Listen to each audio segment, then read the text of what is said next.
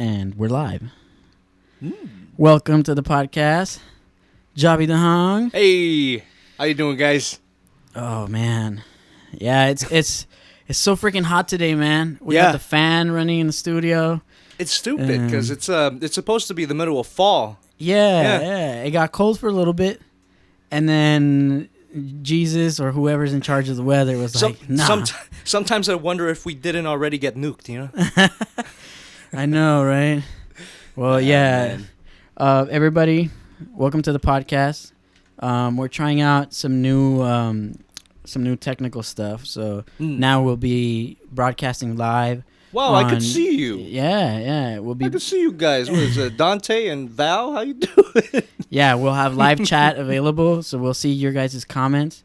We'll also, and it doesn't matter where you type into the chat. It could be on Twitch, it could be on Facebook, it could be on Twitter, on YouTube. All the chats will go to us, so we'll see you guys. So everybody tune in. Feel free to say something if you think something's funny or whatever. Yeah. Check in with us. If you want to fight me. Yeah, so we're trying out some new stuff. So as I was just saying, we're broadcasting now on multiple platforms. Mm-hmm. And also this podcast is now also available for replay, but also for listening. If you want to listen on iTunes, Spotify, SoundCloud, Stitcher, wherever you get your podcast material from, you can also check it out there. So just make sure to look it up. Check it out, if you guys missed the live stream, go check it out over there. This is a good cast. You don't want to miss this. Yeah, man. We're going to get into it today. Yeah. We're going to talk about the new Joker movie that came out. And not just the movie, but, everything that comes with it, like the history of DC. And I suppose like we'll get into some of the themes of the movie or the questions that the movie brings up, because it is a pretty wide-reaching movie, I would say. Yeah. So the themes of the movie, but also like I'm not like super into like comic books, and I don't have that much knowledge in it. But you are, so yeah. These are my books that you see here. Yeah, you guys check out recognize Jobby's books. that? Yeah, look at what's this one right here? That's the Dark Knight Returns by Frank Miller. Sick. Yeah. And then you said Jen bought you this one. That's right. Yeah. The Arkham Asylum, Serious House on Serious Earth. That one's a scary one. You spent your financial aid money on this one. Yeah, because I literally had a class. It was a weird. I don't know why this was a class in college, but when I saw it on the sheet, I was like, hell yeah, I'm doing that. It was a comic book history class. That's cool. Yeah, and this was required reading.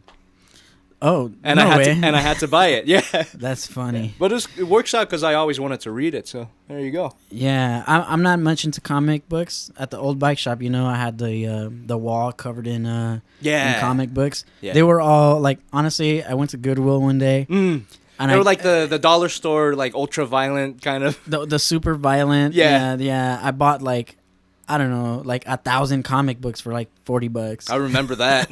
Yeah, it's a huge tub full. That was a good setup too. That looked really nice. Yeah, it did look cool, right? Yeah. So I still have them. Maybe one of these days we might decorate. Maybe, I don't know, something in the studio. Maybe if we move the studio to a better location, or something like that. Yeah. If you got a blank wall, you should put up just a bunch of pages. It's always a good look.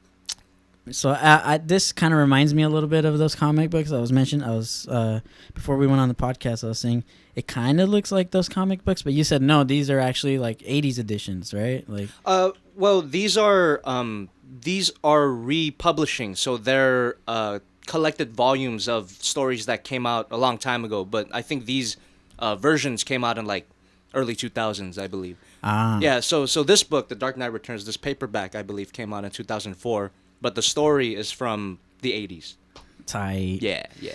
Yeah. So let's explore some of these topics. So for everyone that isn't a Batman fan who's listening to this podcast, which is probably like nobody, because everyone's a Batman fan. If you're not a fan, but you're aware of the character in some way. Yeah. It's a huge franchise. Right. So I want you to kind of break down for someone like me who's like a layman in comic book culture, what is the Batman from its infancy to now? Like what is it like? Where did the idea come from, And I'm sure if you know the backbone of this stuff, like where did the idea come from, who created it, and how did it get to us in the format that we have it now? Okay. That's a big question. That's like literally covering like hundreds of years of history. And right. No. So just origins. Okay. Let's start there. You know, it's a scary question to answer because like the creation of Batman it's so mired in controversy. There's like, you know, it was supposed to be created by a guy named Bob Kane, but then it came out later that Bob Kane kind of was a shady character, and there was this other guy named Bill Finger who actually developed the character as we know it.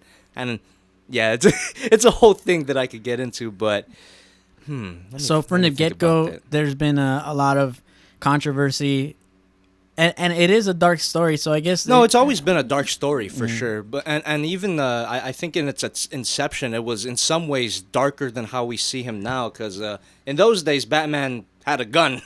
No way. Yeah, he was primarily he was inspired by an old pulp character, I believe, called the Shadow, and the Shadow had guns. He killed criminals and all that stuff. And but yeah, I think Bob Kane, the guy Bob Kane, conceived the character as kind of a Shadow ripoff, if I'm being honest. But I believe it was Bill Finger that kind of developed the character as we know today, with the moral code and with with the whole Bat family and all that. And, okay. Yeah. So yeah, nothing starts like nothing ever starts like 100% from like one source. It doesn't. No, nothing of ever course. gives birth like. Especially for a character this old, there's bound to be changes over time, and the character has constantly evolved.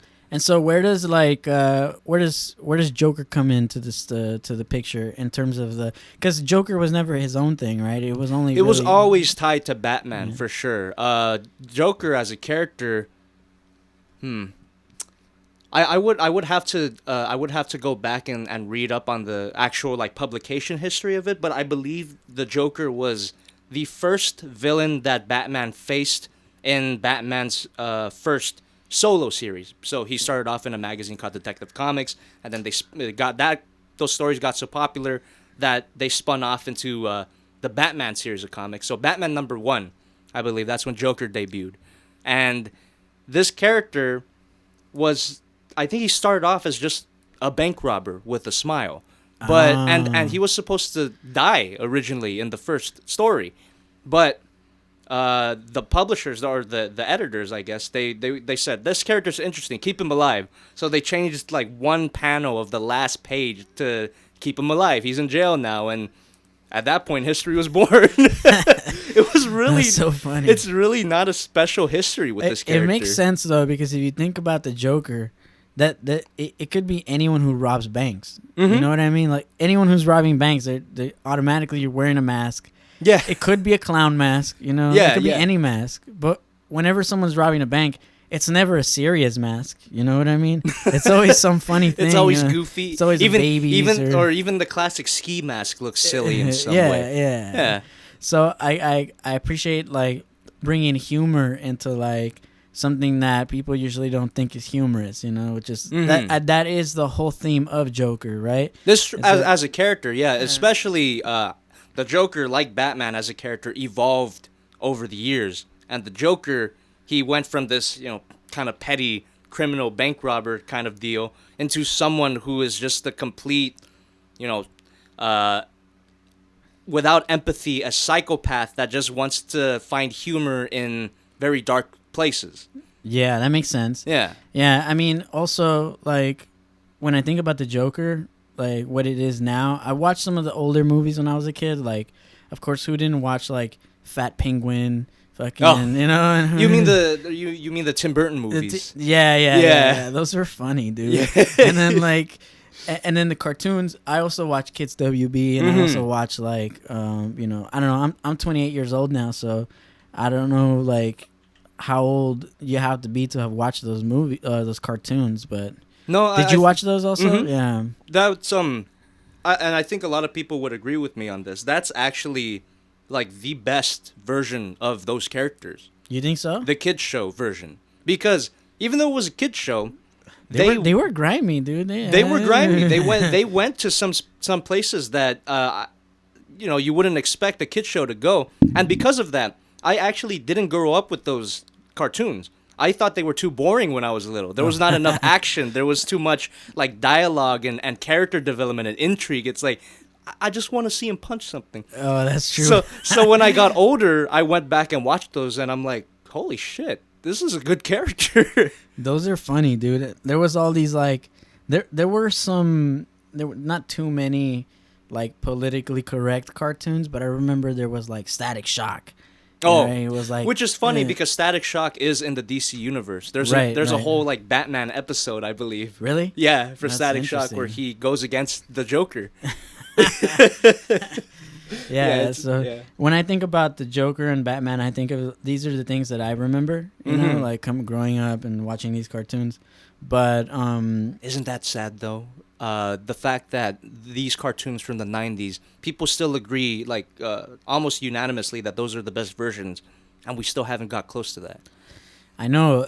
Where did it start to go downhill? That's what I'm wondering. It's Is it because that stuff like Kids WB and like UPN and like all these like networks that had like cartoons, like Fox 11 had like a cartoon segment. Like, all that stuff is gone now, right? Like, yeah, for sure. Like I think the concept of the Saturday morning cartoon is not a thing anymore.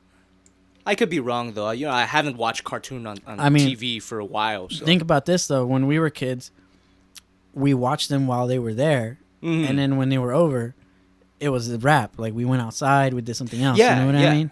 There was always something to do after TV, I suppose. Yeah. But now you can consume as much material as you want indefinitely. Technically, it's all TV now. Yeah, now everything is TV. On a screen, yeah. That's so crazy, you know?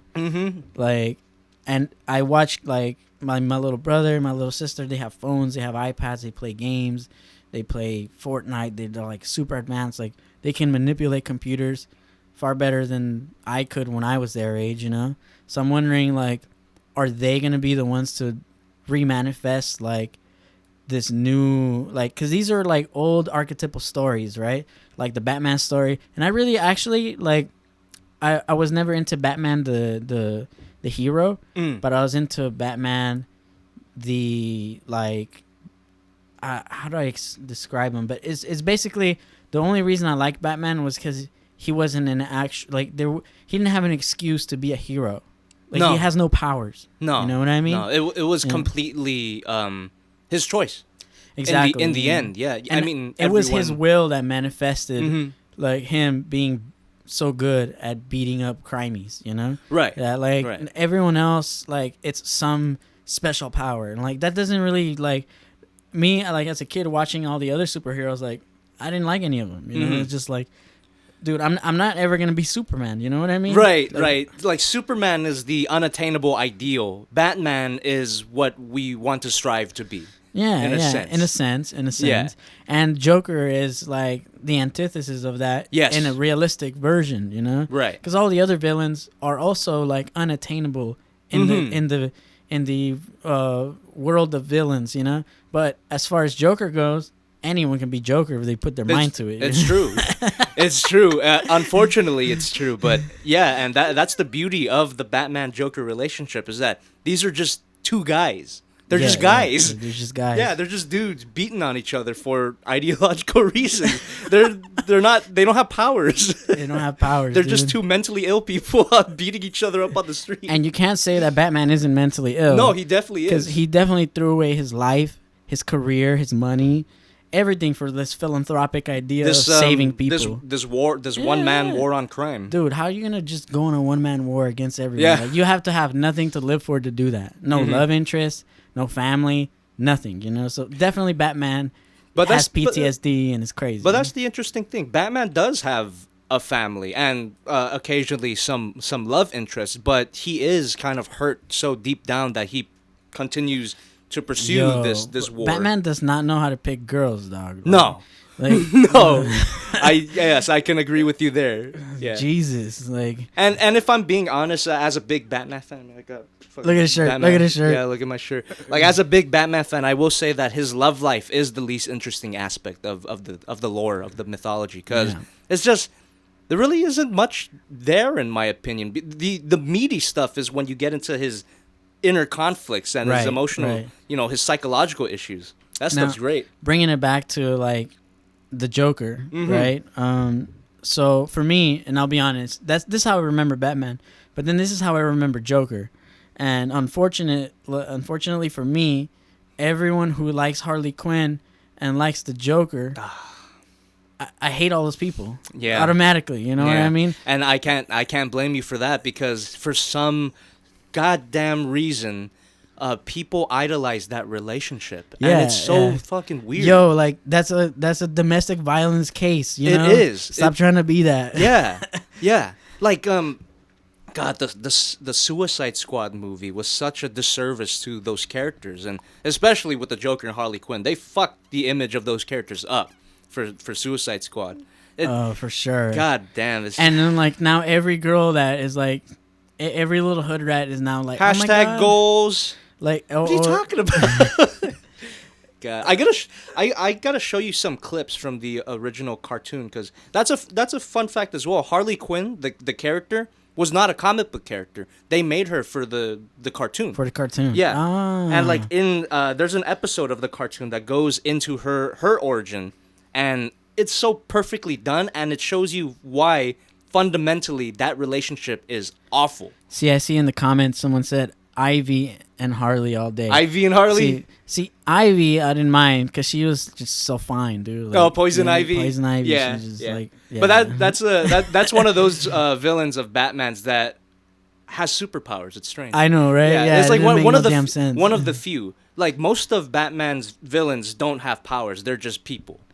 And Batman always like, it's hard for him to beat up these girls, you know, like. No, I think recently they kind of stopped giving a crap about Batman punching women. Like in the Arkham games, you could just Harley Quinn comes with a cartwheel. He just like. Dude, what was that game for PS3 that was like super popular? Everyone was playing. I know I've heard all my friends were talking about it. It was like you were Batman. It was like first person. Yeah, probably the Arkham games. Like it was a trilogy. It was Asylum, Arkham Asylum, Arkham City, and Arkham Knight. And Arkham City, and Knight. Those are the two that I saw people play. Yeah. I don't play too many video games either, but like those games were the pretty graphics sick. Were sick. And when I was watching like other people, some of my friends like those are my that's actually my second favorite version of those characters, because they brought in the writing staff from the cartoon. You know, one thing that always like lacked for me from these stories was, you know, after the cartoons and after like knowing about the comic books and the storyline and all these things, right? Then came the movies. Mm-hmm. But then when the movies hit, they were just so corny and whack, you know? And I was like, wow, like Batman, the character can be developed into such a much greater thing, you know? If only they made it for adults. I remember thinking this so many times, like every time they came out with one of these movies, like, wow, if only they made Batman for adults, like it would be so awesome, right? It almost feels like this new Joker movie is exactly that. Like they actually took that, you know, and ran with it, even though, you know, cinematically at least, I would argue that the Arkham games were that, like the Batman for I'm not sure grown-ups. About the games. I didn't really play those too often, but yeah, they really went all the way with some of their themes, especially with the villains, where they really developed their psychoses and the mental illness and you know.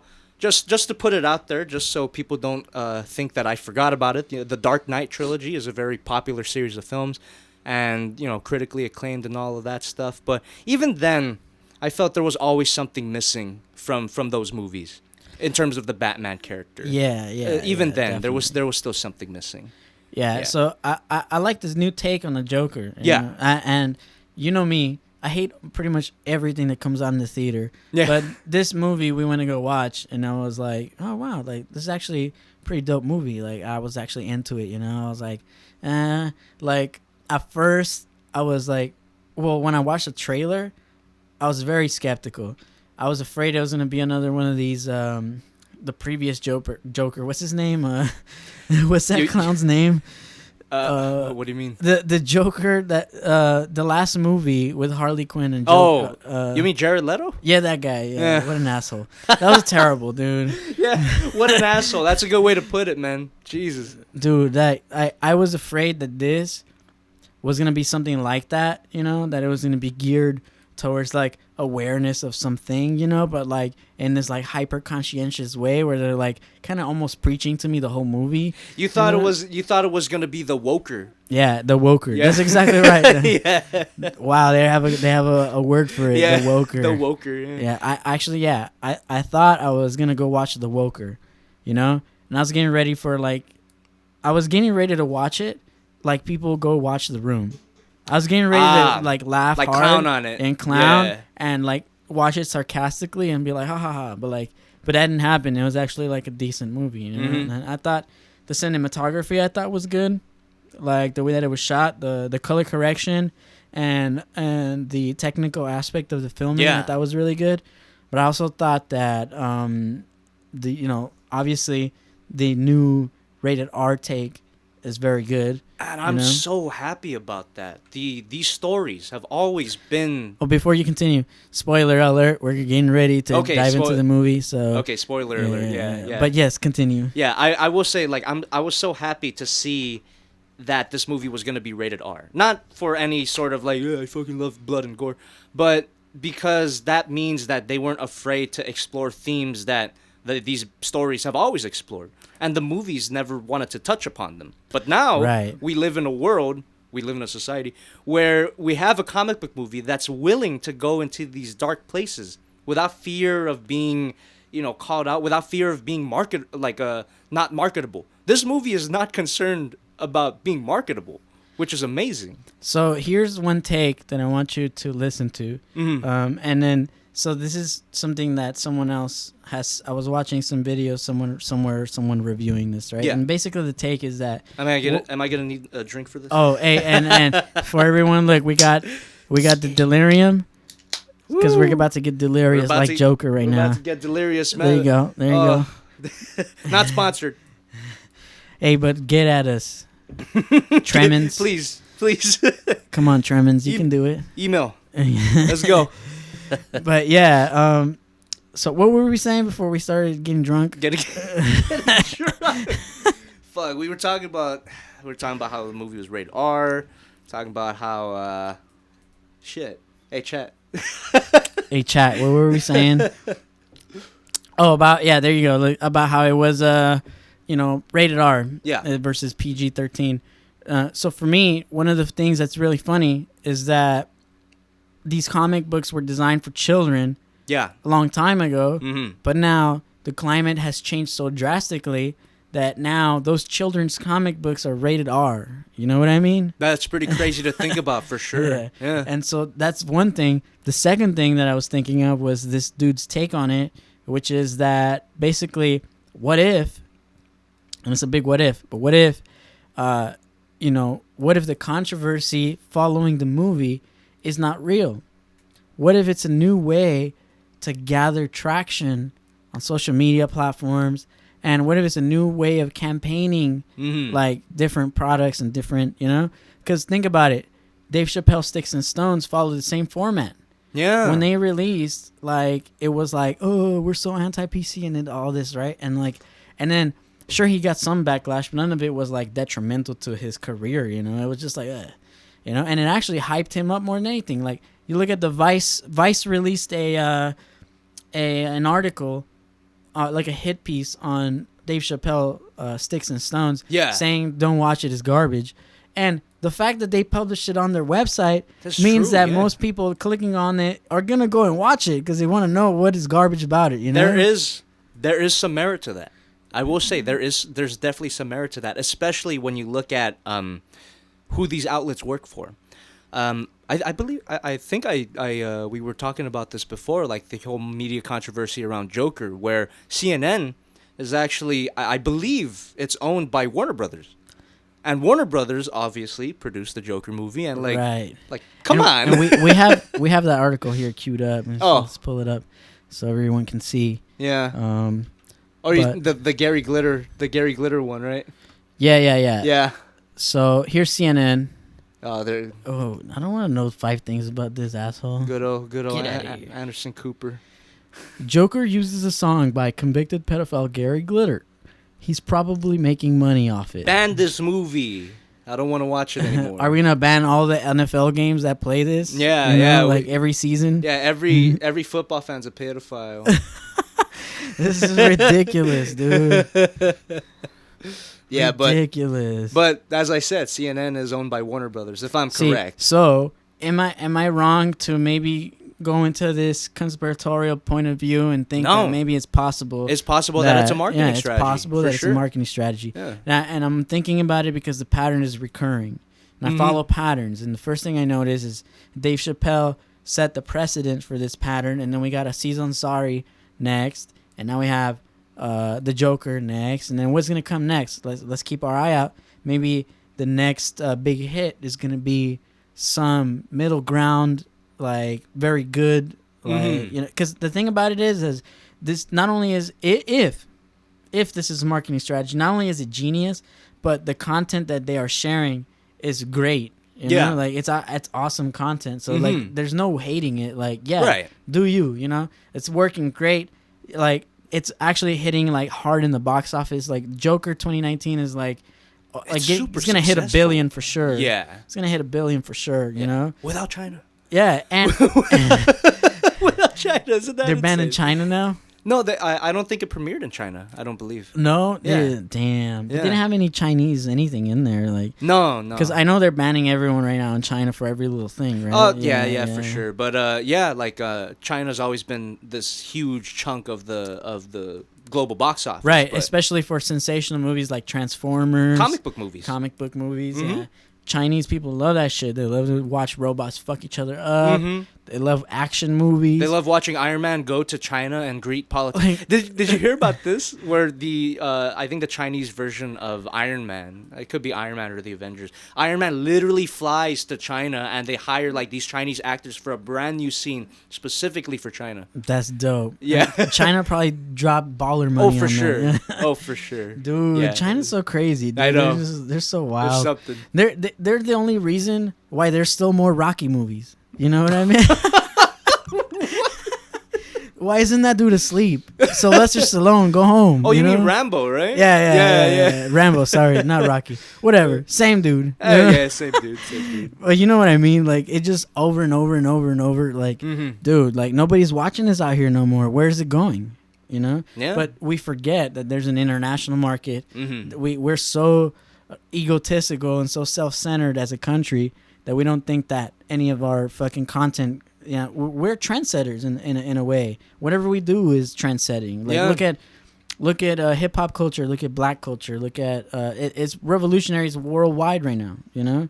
Look at comic book culture, look at all the nerd culture. It's fucking worldwide, you know? We're trendsetters in this country. It's like the only thing that I can think of that comes close is like Japan's anime manga thing. That's pretty. That's pretty big. That's true. Yeah, that's true. There's no comparing to them. Yeah, in terms of that, that's their thing for sure. But Japan is full of hip hoppers. Like there's break dancers. There's turntablists. There's like they really love hip hop, and they're really engaged in it. Same thing for funk. Like in the 80s when funk music was coming out. Fucking 80s Japanese music is great. Yeah, so much 80s hi-fi Japanese music. All you guys listening, if you haven't checked out Japanese funk from the 80s, do that because it's so hot fire. It has nothing to do with this podcast right now, but it's just check good it stuff. out. It's good stuff. Hey, yo, keep the conversation going. I actually need to use the bathroom. All right, go ahead. Yeah, so... Give me a second, guys. I'll be back. We're talking about the Joker... Jobby, he's going to China to take a piss real quick. So we have got a few more articles to pull up for you guys. We're talking about the controversy of the film before we're even getting into the actual film and breaking it down for what it is. But that's all right because, you know, we got a long time to go and we're going to get into it. So don't worry. We're definitely checking it out. But a few other things that bothered us were like some of these posts about like the Joker's possibly, you know, being violent and, you know, all of this about U.S. Army warns of possible incel shooting at Joker films. Like, wow, like how did you guys get the word incel out of the whole movie? Like, I don't understand. Like, it has nothing to do with that. And yet everything here like all of these trendy like posts are all directing us towards this particular ideology that the Joker's such a terrible movie, that pedophiles make the music, that it sponsors violence and hate, and that it has something to do with incels. Like, I don't understand what any of that has anything to do with the actual film. If you watch the film, it's great. It's actually like a great piece on everything that has to do with mental health. And as soon as Jobby comes back from the restroom, we're going to talk all about this because we're getting ready to get into the movie, guys. So stay tuned. But yeah, these are some of the subjects that we want to bring up in the movie. Joker, I mean, as a character, like the dude that got dropped in acid in the 90s, I don't really like that Joker, but this new take, it's pretty awesome.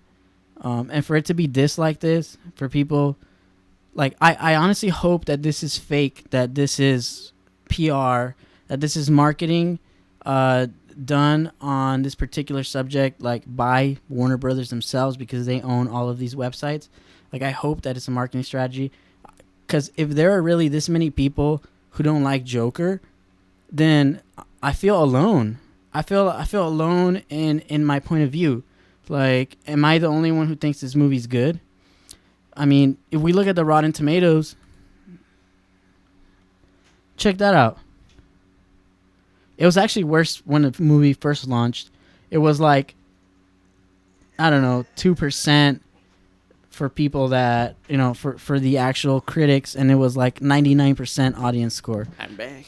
What's going on? You talking about the Rotten Tomatoes? Basically, what I was doing, I was, you know, presenting the fact that we're actually presenting the controversy before we're actually presenting the movie, before we actually dive into what the movie's about. Yeah. But that's okay. We can do that first. Okay. But I was just explaining how, if I hope that all of this material that's on the internet that's negative towards the movie is somehow some really slick marketing strategy, because if it wasn't, then I feel that I'm alone in this, and I feel like kind of isolated by the mainstream media. I feel like my point of view is somehow frowned upon, if you understand what I'm saying. Yeah. So, like, I was bringing up the Rotten Tomato thing. Well, actually, when I first looked at this, the audience score was like 99%, and then this was like 2% or something ridiculous like that. So it's evening out as more time passes, but it's still pretty bad compared to other, like, I mean, big box movies. I'd argue it's still pretty bad. I mean, look at the amount of people who put in a rating. 52,000 people versus 500 people. Yeah, that's insane. That's like literally like 0.0005%. Like, yo, get out of here with that. But here's a piece of information to fuel the fire. Enlighten us. Rotten Tomatoes, I believe, is also owned by Warner Brothers. Think about it. Fuck. See, am I right or am I right? You could be right, man. You could be right. Yeah, it's happening, bro. This new marketing strategy is hitting. Yeah. It's happening. Yeah, but goddamn, man, if it didn't work, you know? If it didn't work, this movie would be a flop. You know, like this would have been. But that's why they didn't give him a good initial budget. Like, their initial budget was only it was weak compared to other movies that have ranked this high. They have had way more of an initial budget than this movie has had. So, with that in mind, this movie is unbelievably successful. Yeah, it's definitely. like it's as successful as these multi-million budgeted comic book films, but it was budgeted like an independent movie. Yeah, exactly. And that's also why I enjoy the color correction in the movie, because it's very indie, but also it's very like late 70s. Right, and I was watching an interview with Joaquin Phoenix talking about how when he designed the movie, the director. Oh, Todd Phillips. Yeah. The Hangover guy. Yeah, the Hangover guy. How he wanted it to feel like it was shot out of like 1979. That's what he said. Yeah, so that made a lot of sense to me. I was like, well, that's a very like earthy, like very like specific time frame, and it has like it's easy to replicate it. You know what I mean? That's also why I feel Quentin Tarantino in his latest movie went with the whole like 60s, late 60s, you know, and by the way, we went into a podcast, me and Jen, my girlfriend, about the Manson family murders and a bunch of conspiracies. If you guys want to get into that and you want to learn more about that, guys. check that podcast out.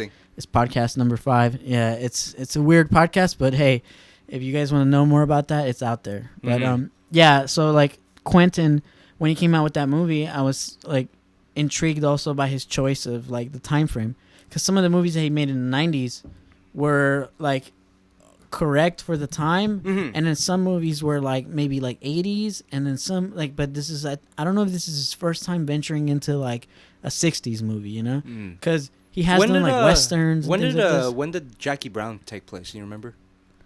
I don't remember the time frame in that, but it might have been early 70s, late 60s. You might be right. Yeah, because I remember the vibe, at least. That's what it gave me, the vibe of that era. Yeah, and that's important. Like, I know Quentin is known for filming in Super 8, so he's actually filmed in Super 8, which is here, I'll show you guys.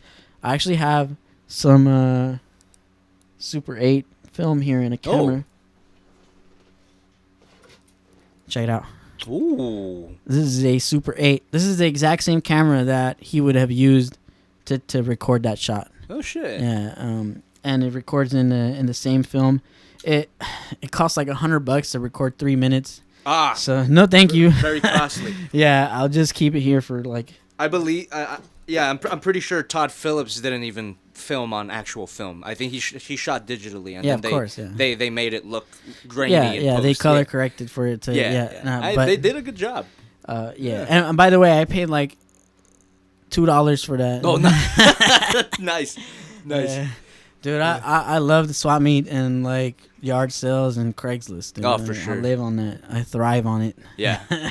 Getting them deals, man. Always getting them deals. Getting them Joker movie deals. Putting in $10, getting $1 billion. Yeah, that's really what this movie is, huh? It was just a good deal for everyone involved. So let's actually let's do it. Let's dive deep into the movie. The Joker. Yeah. So everybody who hasn't watched it, don't watch the rest of this podcast, right. Or watch the rest of this podcast. Fuck it. You know. Fuck yeah. Yeah. Who gives a fuck? But anyways, some of the things that how about that Robert De Niro scene, huh? Oh no. Oh no. Okay, we're jumping to the end. All right, no, maybe not yet. We're jumping to the end. Maybe not yet. So I want to talk about something that kind of hits home for me with the Joker movie, and that is anxiety. Like, all right, and I don't want to say anxiety because when I say anxiety, I think of all these people on the internet. Self-diagnosed anxiety. Right, exactly. Who are like, I got you. I'm always so anxious. I have anxiety. Oh my god. If I don't talk to anyone and if I act like a dick, it's because I have anxiety, bro. It's the same. Nah, you're just a fucking cunt. It's the same with the word triggered, isn't it? The word triggered has been ruined. Absolutely, because dude. People actually get triggered. Dude, that was a decent word. Yeah, like people, like medically, people actually get triggered. But now everyone just used it so much. If you fucking, I'm pretty sure that people who are prone to seizures don't even want to use the word anymore. You know what I mean? Yeah. Like if they see a strobe light and they're like, oh, I'm getting seizured. They don't want to say triggered anymore because the word is burned. I'm getting provoked. Some other word. Yeah. Yeah, so in the same way, like when I think of the word anxiety, it makes me think of this, but a lot of people don't understand what it really means.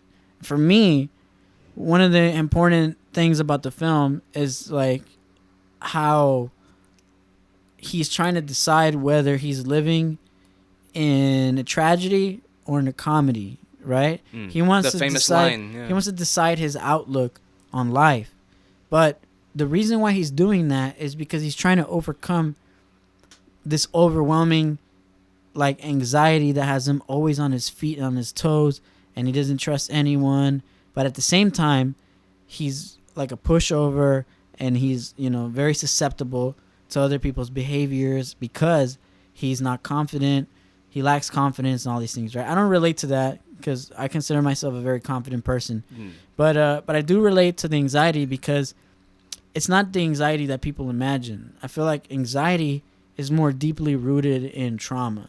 Like if you experience some sort of trauma in your life, if someone ever, like if you've gotten in a lot of fights when you were a kid, if you've experienced abuse and all these things, eventually what will happen is you'll build a defense mechanism, right? So you'll build some type of firewall that so that when these actions take place, you're able to defend yourself properly, and most likely you'll survive. It's a way. It's a mechanism for survival, right? When you start to build this mechanism for survival, when you start to work on it and you start to bring in more skill to this, you start to hone in the skill how to navigate, especially if you live in like a really bad neighborhood like I grew up in.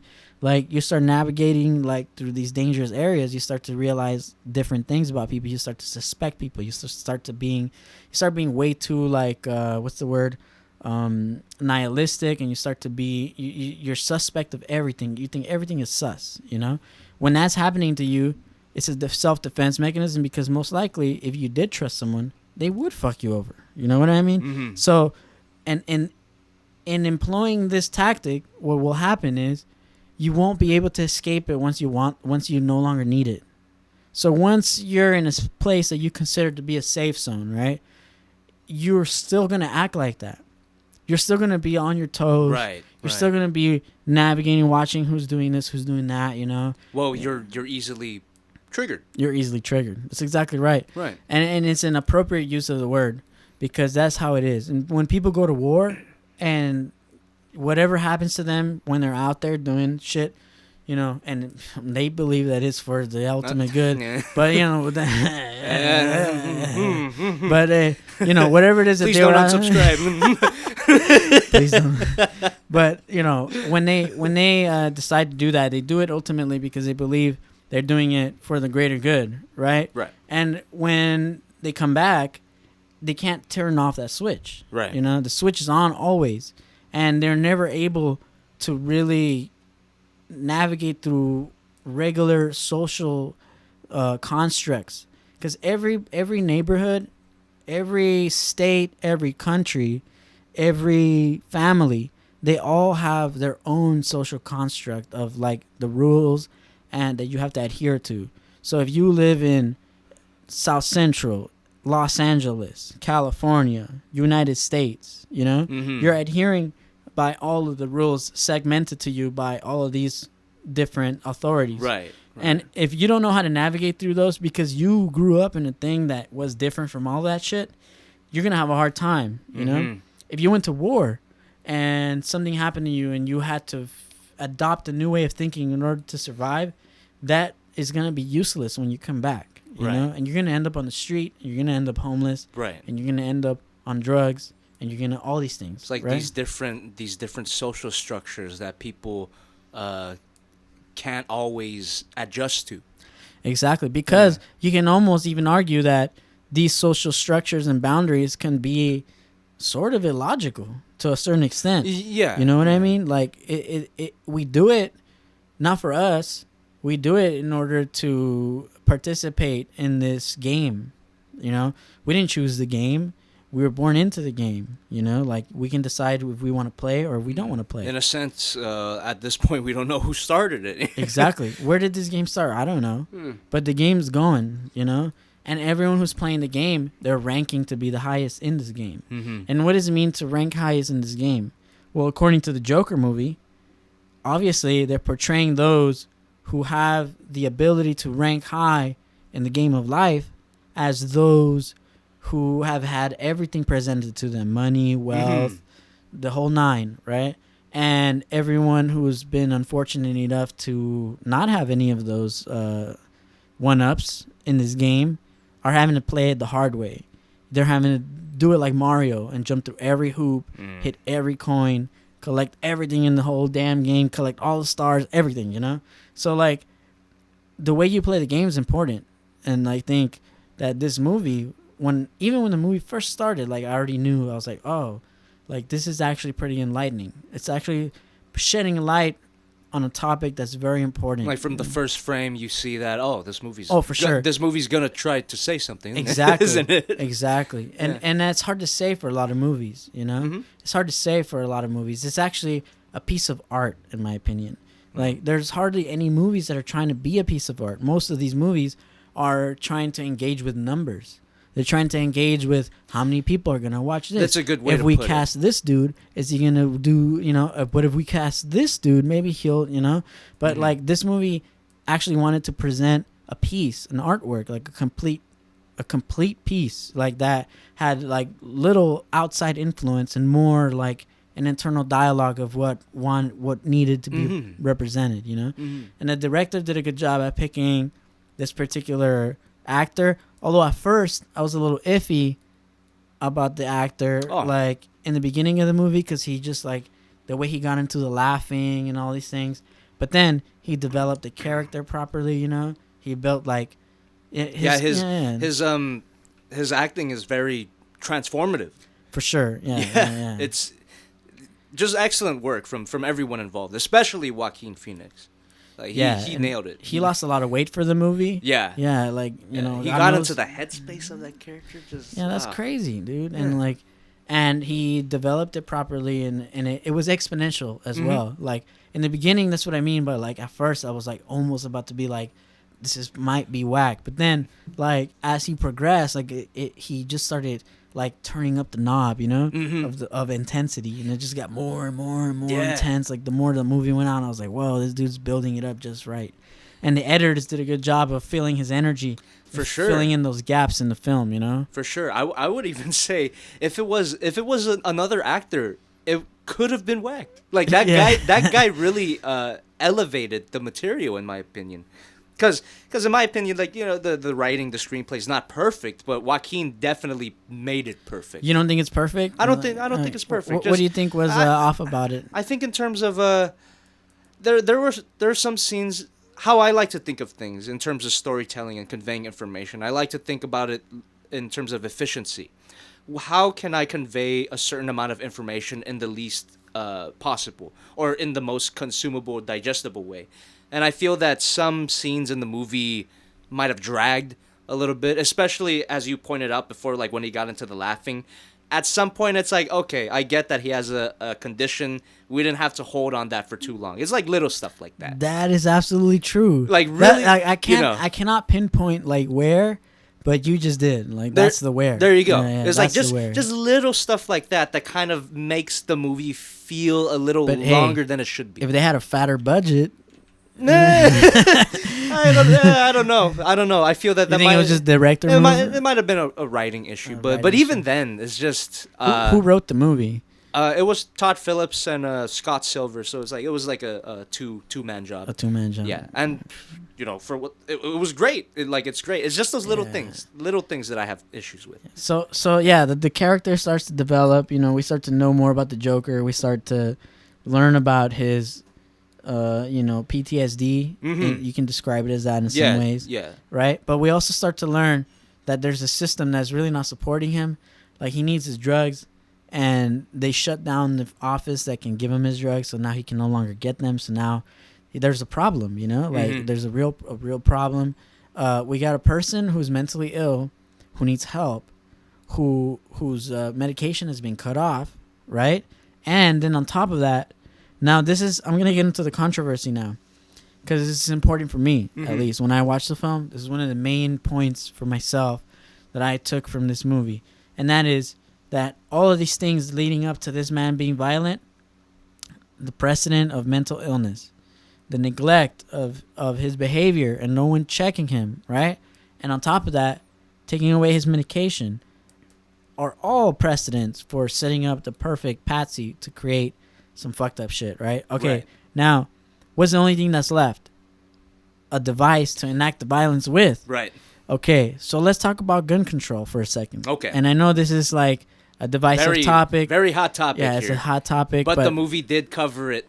Yeah, in a sense, yeah. So we're talking about a man who's mentally ill, who should not have access to firearms.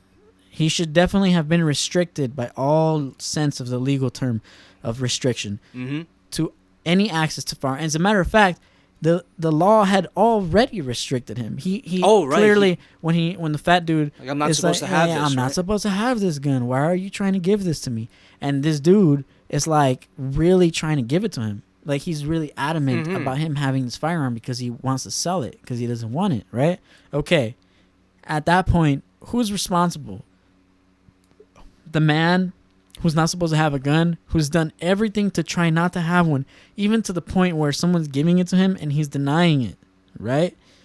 Or society for having put in all the values that are necessary for creating a domestic terrorist, including giving him firearms, you know? And the fat dude is definitely part of a sane, regular society. Mm-hmm. There isn't anything wrong with that dude. He has a job and he works and he has family. The reason why he gave him the gun was because he had heard about him getting beat up. As like, here, like, I'm giving you this so you can defend yourself. Right. And that's like totally not a good motive. No. You know what I mean? Because this dude's fucking twacked out. Yeah. Like, and you could tell. Yeah. Like, I have homies who are like not in their 5 senses, you know? Mm-hmm. I would never give them a gun. Right. Even if they got beat up. Mm-hmm. Even if people were fucking with him. What would I do? I would defend him before I ever give him any firearms. Because he's not going to defend anyone with that firearm. He's not going to defend himself. He's too loked out to do anything. He's probably going to end up shooting some random innocent person, you know? Because he imagines that they were this or that, you know? Who knows? So, like, in a sense, when I think about gun control and I think about the particular subject of guns, most people on the left will say, ban all guns, right? Mm. And then most people on the right will say, it's not the gun that shoots people. It's the person, right? But it's actually, the answer is not black or white. The answer is in the middle. And the middle ground is that a mentally ill person should not have a firearm. And people who are not mentally ill should not be giving firearms to mentally ill people to shoot people with, you know? Mm. Because obviously that's a stupid move, you know? That sounds very reasonable. Yeah, that makes sense. If guns, like, if we're moving into an age where guns are a problem and all these people really want to act like guns are a problem, why don't they enact technological means of restricting access to certain firearms? Like, for example, like, if you buy a firearm and it's yours, there should be, like your iPhone, a thumbprint scanner that only enables the gun for the particular user that is designated to. You know, that would be amazing. That's that concept's in a comic book called Judge Dredd. Oh no! Yeah, did I just get dystopian? A little bit. Oh no! Well, in the Judge Dredd series, it's the cops that have biometric scanning guns. So you know, you always get scenes when a criminal. You just reduced my whole thought into like 2 words: biometric scanning guns. Yeah. You're an asshole. I bet that's what it is, isn't it? That is exactly what it is. Scan. Well, why did it take me so long to figure that out? I could just use 2 words. Yeah, it's a common concept in sci-fi, and all the time I've seen it in sci-fi, it always says why that would be a bad thing. And why is that? Well, for Judge Dredd, of course, it's like because only the cops have it. That's a bad thing. But then there's another show called Psycho-Pass, which is an anime, which is also the cops have it, but also because it's a biometric scanning gun, it has to be scanned to a sort of surveillance system that kind of keeps track of everything. And that's just, you know, an Orwellian concept.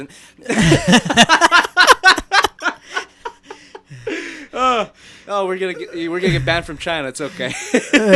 We don't need Chinese. We don't need China. If Joker don't need China, we don't need China. We might need China, man. I have Chinese homies, and I have Taiwanese homies. Okay. And they're beefing.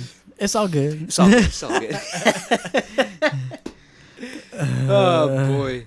But yeah, man. So you know that was one aspect. Yeah. One aspect of the movie that I thought was interesting was the middle ground in terms of gun control.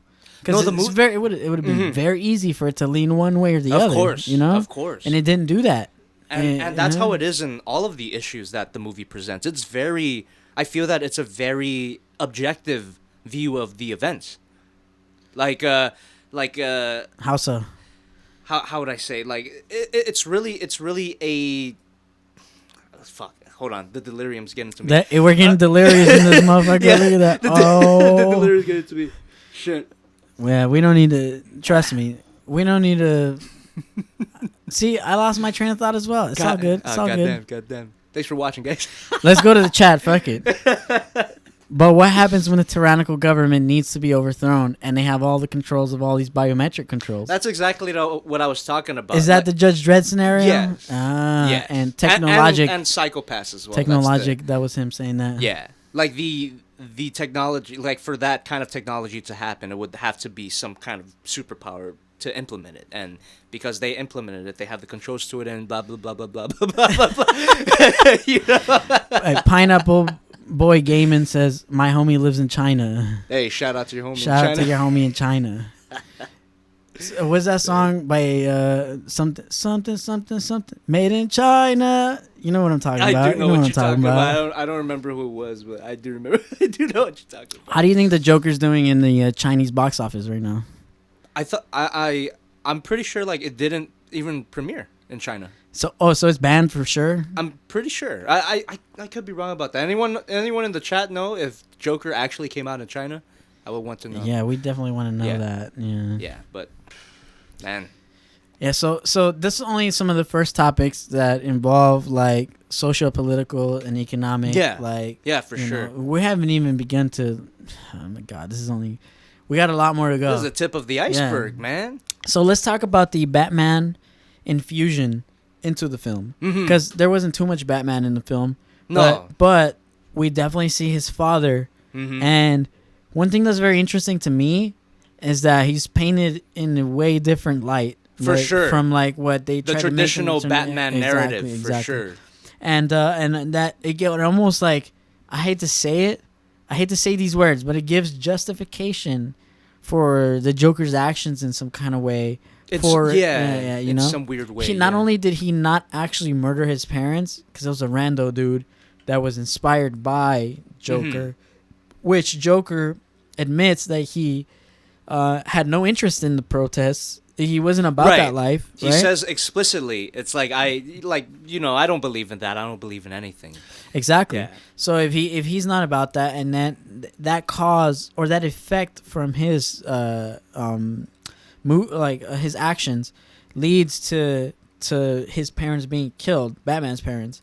Like, that has nothing to do with Joker. Yeah. And yet he takes out this like vendetta against him, like throughout like all the comic books that we know. Well, here's the thing: the original origin of Batman and the traditional version of Batman's story, it was always a random criminal that killed his parents. It was always some nobody who just wanted to mug these rich people in an alley.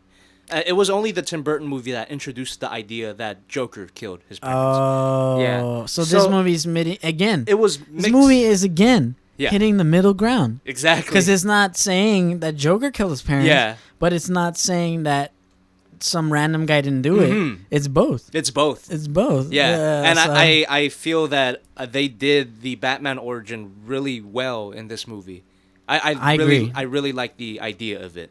But again, from a filmmaking standpoint, I feel like they were a little kind of on the nose about the pearls and shit. Like, we didn't have to see that. But I like the idea. I like the idea of Joker's movement killing Bruce Wayne's parents. But like just an indirect movement. Yeah. For sure, yeah. Indirect. Yeah. That's interesting. So then we definitely know that there's an element of John Wayne, and then we see a little Batman. You know, he watches his parents get smoked. And then after that, like, you know, the Joker goes on to be Joker. But, like, some of the other things that intrigued me about the movie was watching the Joker's comedic development. I think that was really amazing for me. Yeah. Because, like, I as I was watching the movie, I was like, okay, he wants to be a stand-up comedian, right? But, like, there was this, like, also, like, this, like, development where it's hard to describe, but I feel like basically he went from the pain being introduced in his life and him not knowing what to do with it to, again, it goes back to the whole, is my life a comedy or a tragedy? He decided comedy, you know? And at that moment, from that moment on, when he decided comedy, everything was like a sarcastic like way to look at things, you know? And even him trying to do the one thing that he wanted to do, which was stand up, and failing miserably at it, was somehow, when you look at it from the other side, it's actually a success.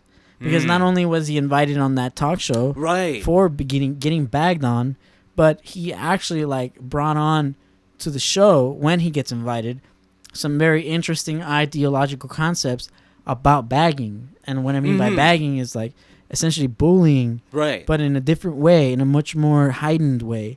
Bullying like what we know as kids, like the jock beating up the nerd. Like, that's, like, not that bad compared to, like, society bullying you for having mental illness. Like literally putting a target up on a pedestal and pelting him publicly, like shaming him publicly. Absolutely, dude. It takes a certain amount of like disgustingness to do that to another human. Just for a few laughs, just for a few numbers. Yeah, and so, you know, it honestly, like, if I was in Joker's shoes, like, this is why a lot of people felt the film was compelling in the wrong way. Because it was dangerous. It was dangerous. It's a dangerous thought to think that there's justification in people's actions, you know? For these acts of violence. Exactly. Yeah. Because violence should never be justified. And if you try to justify violence for any means, then you're wrong, you know? Right. And that's true. I agree with that sentiment.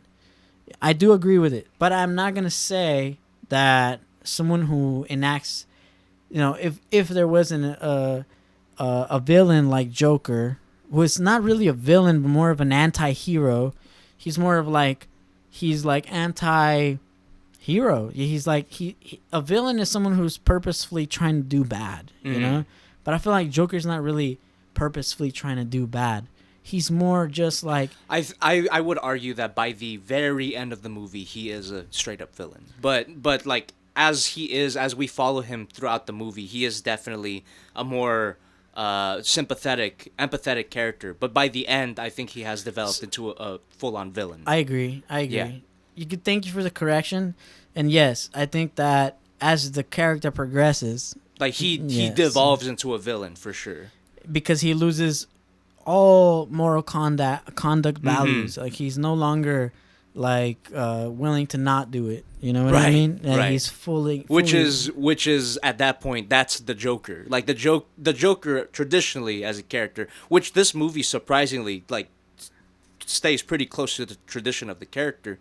He's just a villain. He just wants to see it all burn. But you know what's fucked up is that how can you not tell the story of a villain in a fucked up way? Like, the villain is a villain. Like, he does bad things. Right. Like, how are you possibly trying to tell me that you can paint this dude in a good light? He's not supposed to be painted in a good light. He's supposed to be a villain. Yeah. He's supposed to do bad shit. Yeah. You know? Yeah. So all of these people getting mad because Joker is a villain, essentially. Like, that's what they're getting mad at. Like, what were you expecting? Batman? Dude, yeah. The movie's called Joker.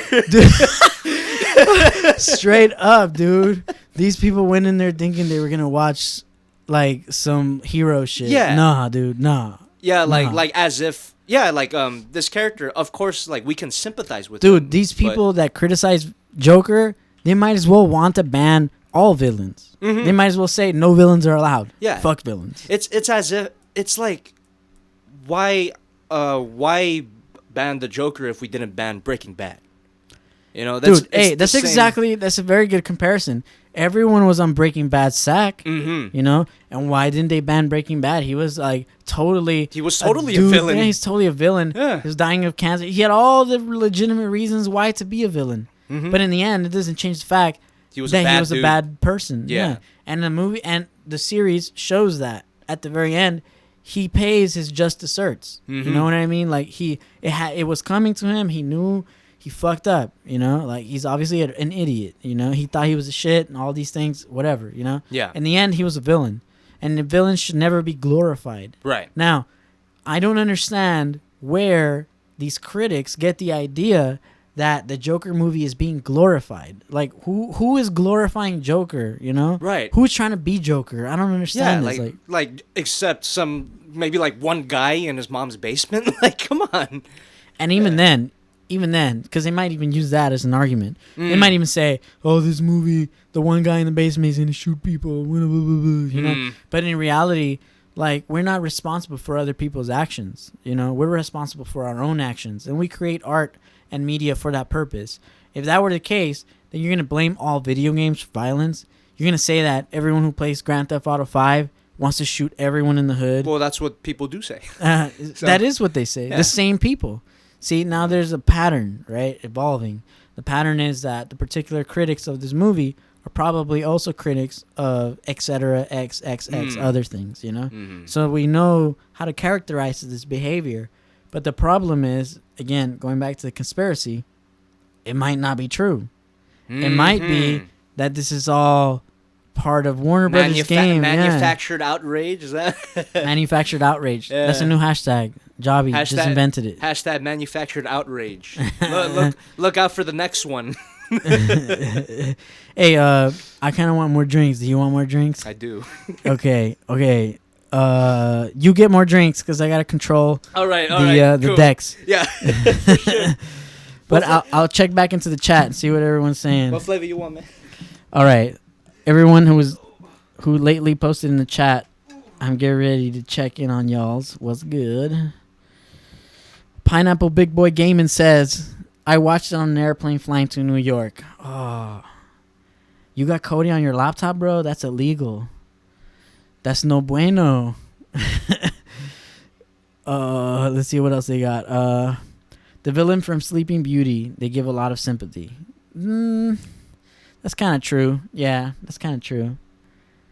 There is a real news story from near me, I think. Even the president addressed it, where people took a mentally handicapped guy into the woods and filmed themselves abusing him. What? I'm going to scroll past that comment. Jocks was actually nice when I was in high school. Yeah, that's because you were probably born after 1998. That's fair. Yeah, that's fair to say. Man, isn't that so funny too? The evolution of jocks. Like, dude, in my opinion, now jocks are the dweebs. Like now, the weebs are the jocks. Like, you know what I mean? These kids that play games. And think I will say, hot take right now, hot societal take right now. The jocks, the people formerly known as the jocks and are jocks in spirit right now, they have co-opted, they have appropriated nerd culture. That's absolutely. Hey, that's possible. That's possible. Yeah, we've got nerd cultural appropriation. All right. What's the defining line that can describe that behavior? I'll tell you what it is. Mm-hmm. Nerds were smart. They used to do good in school. Yeah. But now nerds are stupid. They fail all their classes in the name of Fortnite. You know what I mean? And how did that happen? Nerds used to be cool. You were a nerd, and I know you had straight A's. Yes. Straight up. Yeah. Jobby's an OG nerd. Yeah. The best of its kind. You see what I'm saying? Yeah. And how did this fall off? You know, how did nerds become not smart? I don't understand this. Why? Because you might be right. Maybe jocks took over nerddom. That's just my theory. That's your theory. That's your my theory. I gotta look more into it, but I feel like there's some merit to that. Like if you look at the people who are, popular and you see their interests, it's I like Star Wars. Emma says we're all big boys, so maybe I was wrong. Oh. So yeah. Hey, cheers, guys. Cheers, guys. Cheers, Jobby. Cheers, everyone watching, listening to the podcast and commenting. To Joker. To Joker. Because we think he's a villain. And we don't idolize him. We don't idolize him, but we can, because we're human beings, we're functioning human beings, that we can sympathize with someone who's clearly having a bad time. Because we're supposed to sympathize with those who are having a hard time. Mm-hmm. We're supposed to try and help them come out of that hole. We're supposed to try and help them. In that way, we are responsible. In that way, we are responsible for someone else's actions. But in the end, fundamentally, it does come down to the individual's choice. Yeah, I agree. And I think that that's what the movie is trying to point out. Is that we should all try. I think that when someone becomes a domestic terrorist, it is society's fault. It's all of us collectively. We fucked up that individual somehow. We didn't treat him the way that he deserved to be treated as a human. And in turn, we got our just desserts. You know what I mean? And I'm not trying to justify domestic terrorism by any means, because it's not justified, because no one should ever do that. Right. But that situation would not have existed if it hadn't been for us. Understanding something is not the same as justifying something. That's exactly right. Right. That's exactly right. So we need to understand what the motives are. We need to understand what the behavioral pattern is of someone who evolves into a domestic terrorist, so we can prevent it, right? Mm-hmm. But most of these people are not focused on that. They're focused on the small logistics of it, and I really dislike it, because as the movie progresses, clearly it's also making fun of #woke people, because the Joker doesn't give a crap about all of the protests and all of the anti-rich people shit. Like, he clearly is not about that, you know? Is this kind of a hot take right now? Are the Joker supporters in the movie supposed to represent Antifa? Oh, see? You could say that. Because they're technically... it's a legitimate question. Like, no, because technically, like, I don't know. If you look at their behavior, their resentment for people that have wealth is there. Mm-hmm. Antifa has that. What's another parallel? They... I've just gotten banned from Portland, by the way. What'd you get banned from Portland for? No, I'm just saying, like, with that statement, like, I can never go back to Portland. Oh no! Oh no! Good cast. Yeah, and I feel highly pressured. We were actually just talking about this in the car on the drive over here. So I feel highly pressured in the way that I speak. Like, I'm afraid to say anything because I'm afraid that any of it will turn into something else. Yeah. And be interpreted in a different way by someone else that might consider it offensive or whatever, you know? And that's unfortunate because we should be able to explore these ideas, you know? Even in this film, we should be able to break it down. And we're not like Joker fanboys. No. You know what I mean? No. Like, we're bringing Joker into the table for what he is. I mean, look, I love the character of the Joker, but I can fully recognize that what he does and what he represents is fundamentally wrong. But I can still, enjoy... Because he's what? Wrong. And what? A villain. Exactly. Because he's a fucking He is a villain. bad guy, yeah. He's a bad guy, dude. Yeah. Like, whenever you watch a movie, any movie, when they develop the bad guy, he's never doing good things. Right. You know? But we're never mad at it. Why? Because there's always a good guy to counteract the bad behavior. I think that's might be one of the reasons why this film... because there's no... It's lacking the protagonist. Right. You know, it's lacking the hero. It's only showing the anti-hero, and I think that might be one reason why people might interpret it as an anthem for incels. And that's a far reach, to be honest. It is. It's a huge leap. It is. There's a huge leap. Like, stories can exist without a hero. Yeah, it just takes There's on a different flavor. There's plenty of stories, absolutely. And it's called realism. Mm-hmm. It's called realism because in real life, heroes are hard to come by. Well, heroes are 1 in 100. That's the sad truth, right? Like, it's more likely that the Joker can exist in our world than a Batman can. Absolutely. Yeah, for sure. That's really the tragedy. As a matter of fact, there's probably been tenfold different Jokers that have arisen in our neighborhoods as opposed to different Batmans who have gone out there and gone crazy. Like, honestly, this is one scenario. I'll paint to you one personal scenario for my own life that I think that is real honest, and I really want to put it out there. But basically, it's that if, for whatever reason, everything in my life worth living for was taken away, stripped away from me, everything that I loved, right? I had nothing to live for except I'm still alive. The one thing that I would do is become Batman. You know what I mean? I wouldn't become Joker. I would become Batman. Like, but with lethal force. Which in case... No, that makes me Joker. No, some could argue that makes you the Punisher. The Punisher. I'm more prone to be a Punisher. There you go. Than a Joker or a Batman. Yeah. Okay, thank you for that. Like, the Punisher is Batman with lethal force. That's really a good way to conceive those characters. Absolutely. Yeah. And honestly, is he morally incorrect? Yes. But I'm putting myself in a situation where everything has been stripped from me and I have nothing else to live for. Mm-hmm. Therefore, before I die, I wouldn't want to waste my life by shooting myself. That's lame, you know? I'd want to go out there and do some crazy shit, you know? It's the same difference between, like, if you wanted to kill yourself, would you shoot yourself or would you jump out of a, 100-story building? I'd much rather jump out of a 100-story building because I'd at least enjoy the glide down, you know? But, it's difficult to bring up these subjects today because people will say that we're either A, promoting suicide or this and that, but we're really not. Like, we're just speaking on a personal level, on a really deep level of what if, you know? It's a what if. Yeah. What if everything was taken away from you? What would you do? And would you kill yourself? What would you do? Would you become Batman? Would you become the Punisher? You know? Right. To progress in our views on certain topics, we have to be willing to go into these dark places. We can't pretend like everything is just light all the time.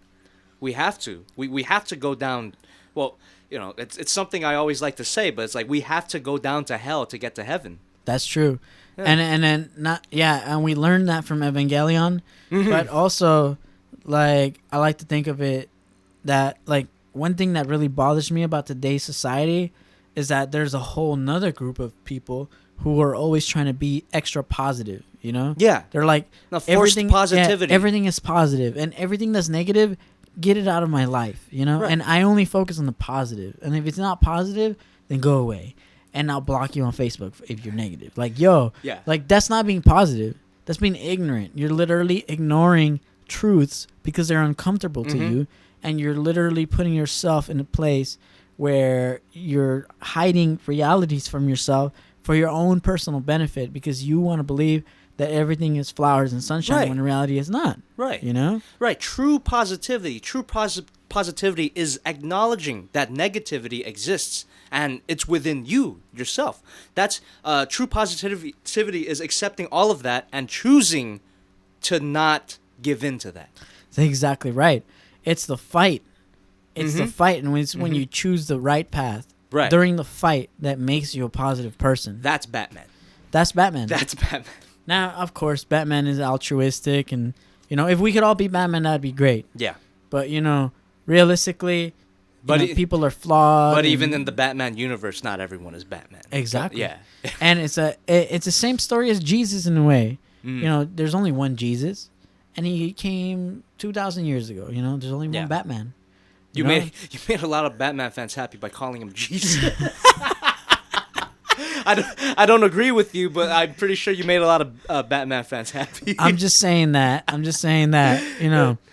To be an altruistic human is hard, and we all want to be that. Yeah. But we're not, and we all want to strive to be that. And to me, that story is the same story. Of course. It's not. But of course, Jesus turned water into wine. You can fuck with that. He turned water into wine. Yeah. Has Batman done that? No. No, he has not. No, he has not. Nah. The best thing Batman has done is like jump from one building to another. Nah, he's technology. That's true. Yeah, he has a lot of technology, gadgets. Yeah, a lot of gadgets. Gadgets. something that I always want. Like I was like, again, it gives me hope when I was watching Batman as a kid. When he threw those stars, or not stars, but the batarangs. The batarangs, yeah. I was always like, wow, like, could I make something like that? I was always thinking, like, if Batman did it, like, it's funny now because you can just buy him at a Walmart. Yeah, and it's the same thing for Spider-Man in a way, because Spider-Man was very, and I'm sure you probably noticed this, and it's probably true for a lot of the '90s or late '90s, early 2000s cartoons. They were all very scientific. Did you notice that? Yeah, they were all very science-based. Well, that was Marvel's thing. Marvel's thing was having science-based cartoons, and that kind of influenced a lot of other kid shows at the time to take up this. Instead of magic, it was science-based. Yeah, because magic is science, you know? Magic is just science we don't understand. Exactly, right? Yeah. So, it's interesting to think of it that way. And I like the late 2000s, late 90s, early 2000s take on that subject. Mm-hmm. And it's when... it's also when people like Bill Nye the Science Guy were like delivering the same content, Yeah, like a lot of science programs for kids around that time. Yeah, and I really enjoyed it, and it really helped me understand life in a better way, and it made me want to read a lot of books about different things, and I want to learn a lot about everything and the universe and quantum physics and biology and chemistry and all these things. But like, I feel like that's kind of died out. Like, there's no interest in that anymore. Cut to present day, and Bill Nye is a shill. Dude, I hate Bill Nye the Science Guy now. He should have just... Dude, don't even mention his name anymore. Hey, you started it. Dude. That's too bad. Bill. It's too bad. Bill Nye the Science Guy. Fuck. Dude, he tried to teach me about how gender is a spectrum, dude. This is what his latest teachings were all social science, not any like actual physical science. Physical science. Yeah. Everything he wanted to teach is social science, and I don't appreciate that. So I do, like, in the terms of like new content coming out, new movies, and everything that Hollywood produces these days, I have been noticing that it lacks in those things. But like this movie Joker, and like Quentin's movie Once Upon a Time in Hollywood, kind of makes up for it with a little bit of culture, you know? Yeah. Like, there's a little bit of good artwork.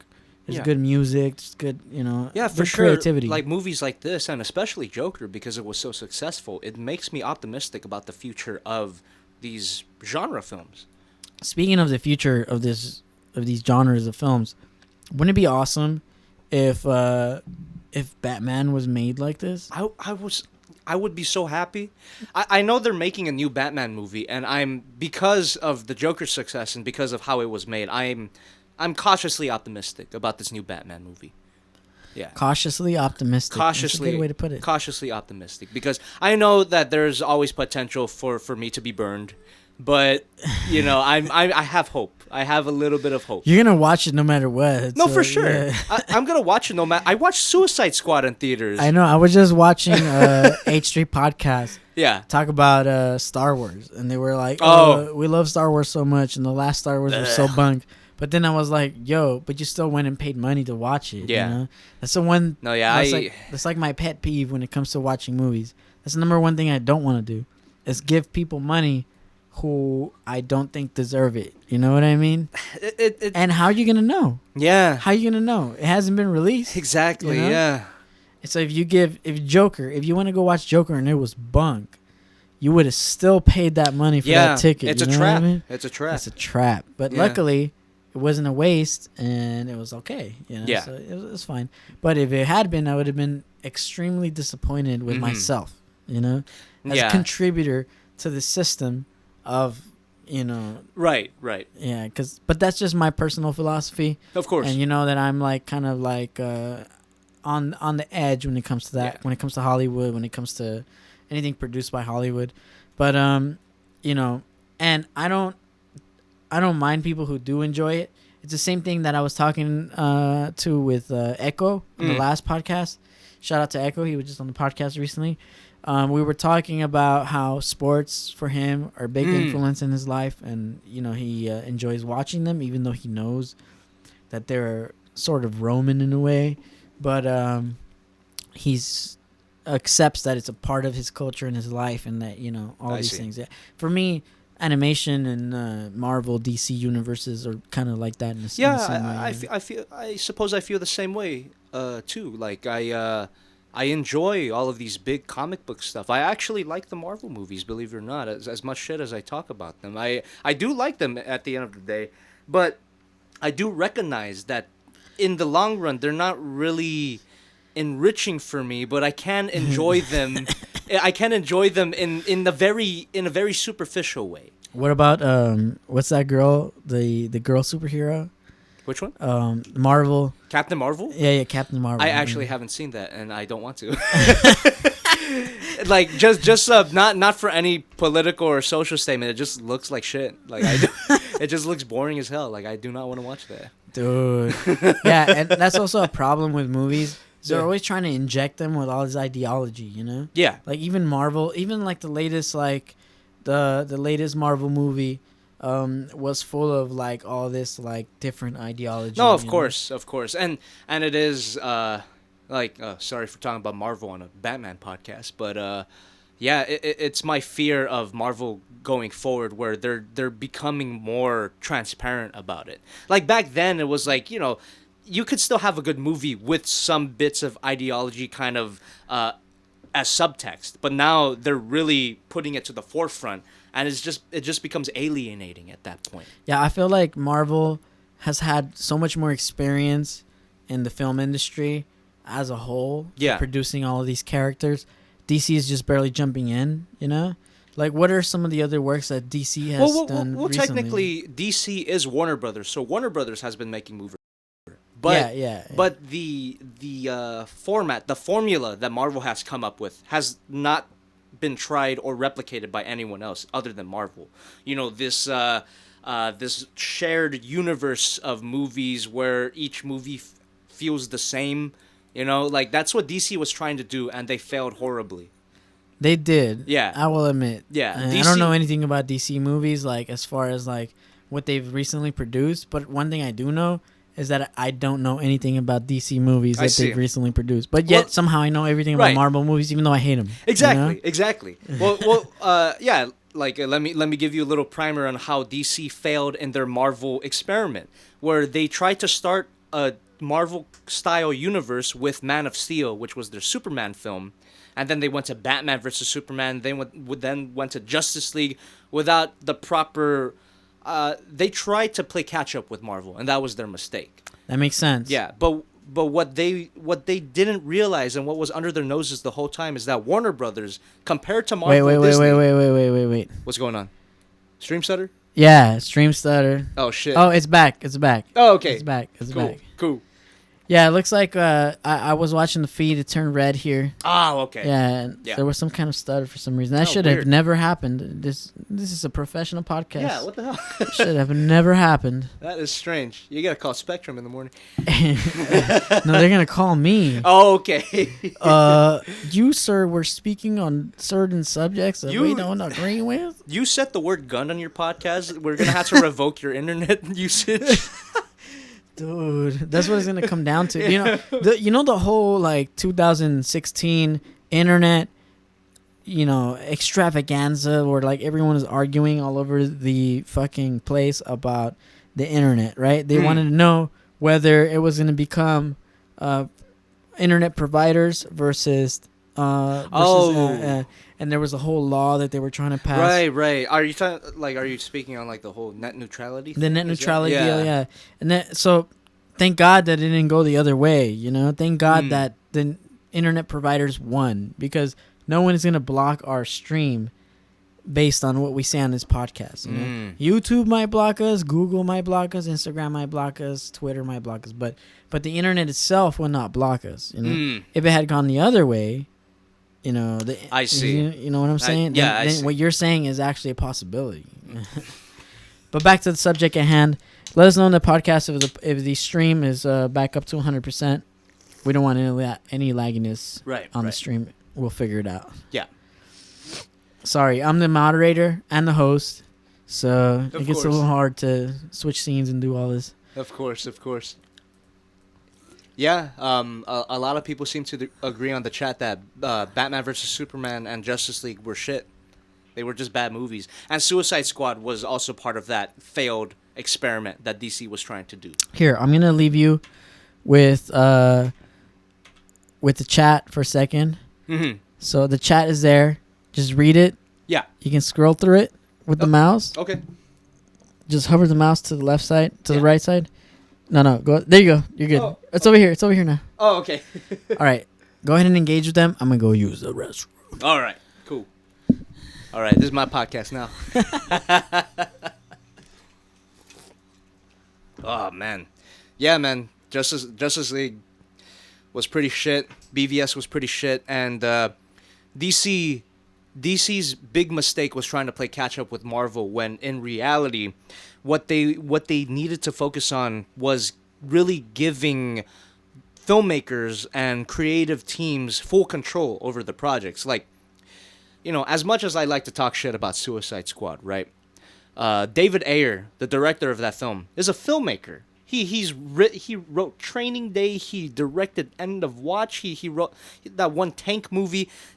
He's a filmmaker. And Suicide Squad, Warner Brothers, they really stripped control off of that filmmaker, which is not what Marvel does. Marvel, when they get a filmmaker, they let them do what they want with some, caveats and all that.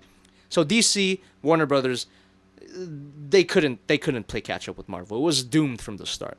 So Joker, this movie that we were supposed to be talking about, this whole thing, it's a step in the right direction.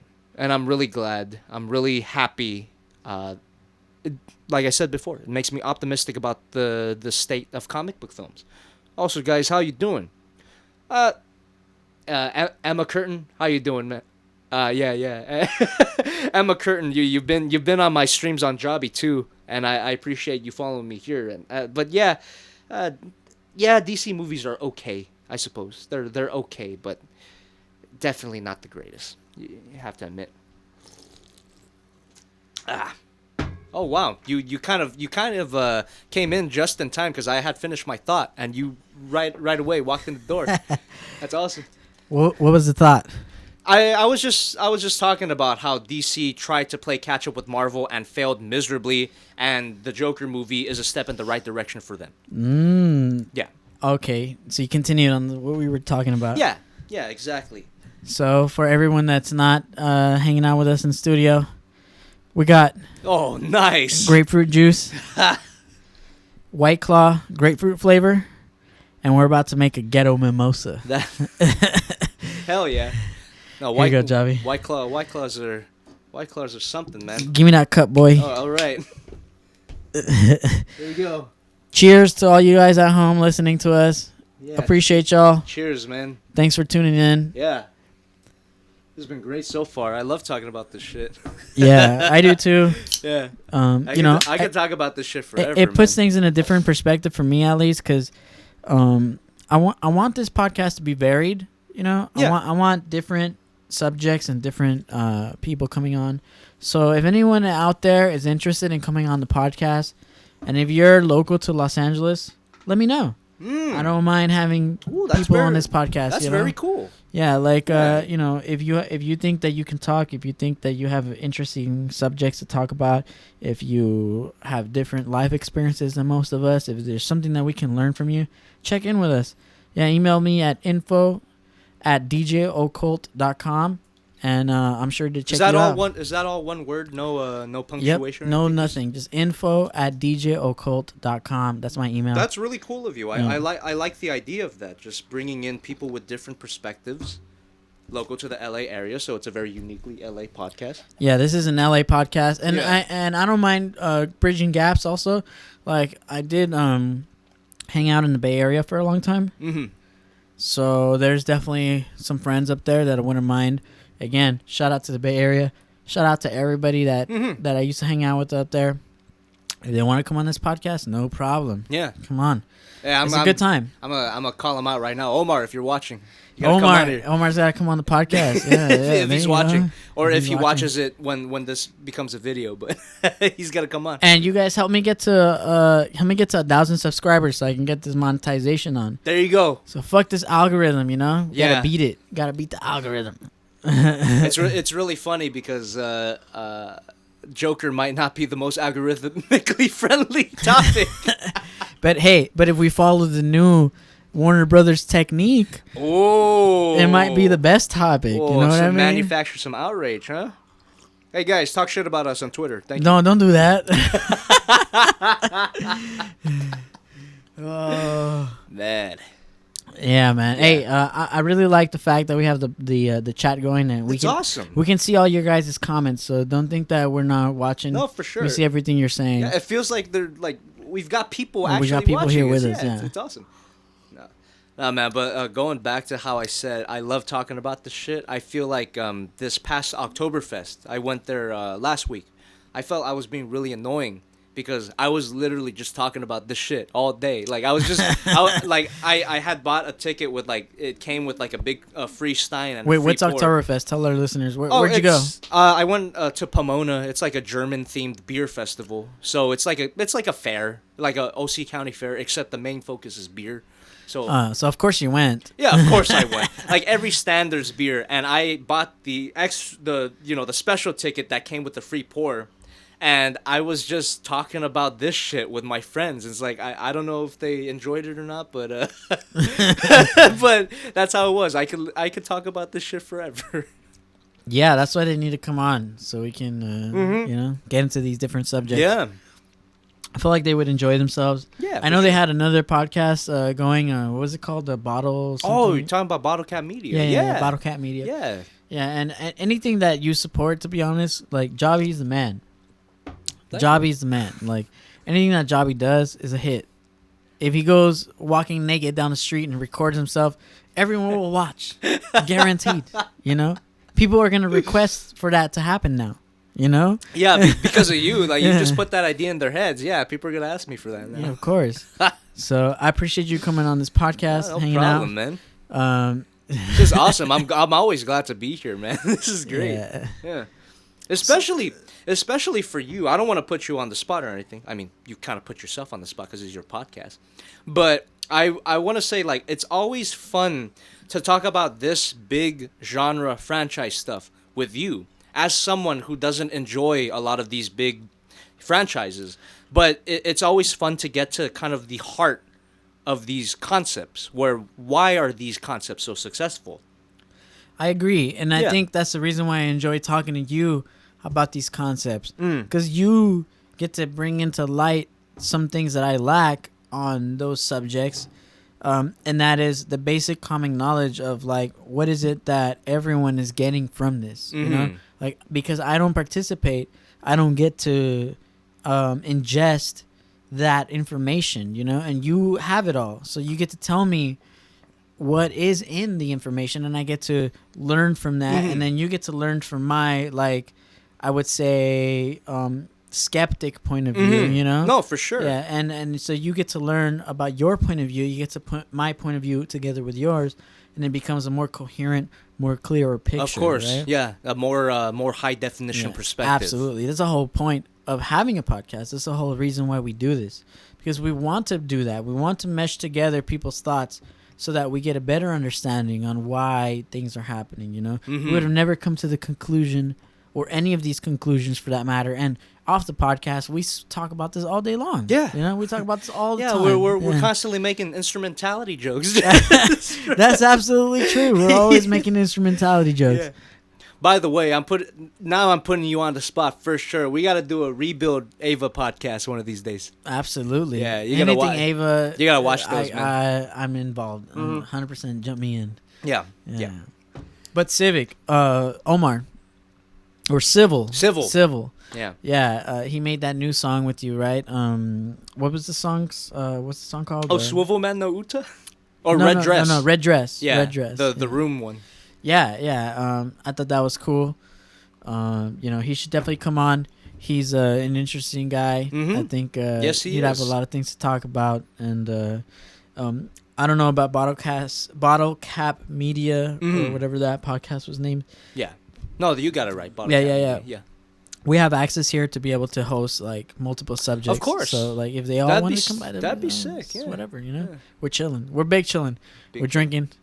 We're not smoking, but we could drinking be smoking tonight. No, that's the thing. We're drinking because I don't smoke.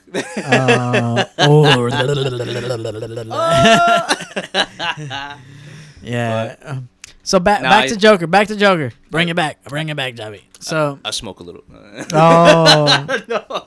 But bring it back to Joker. What did you want to say? I wanted to say that, you know, you're absolutely right about the fact that we need to mesh together different ideas to figure out the true intention of certain artwork. Cause I'm going to call it artwork.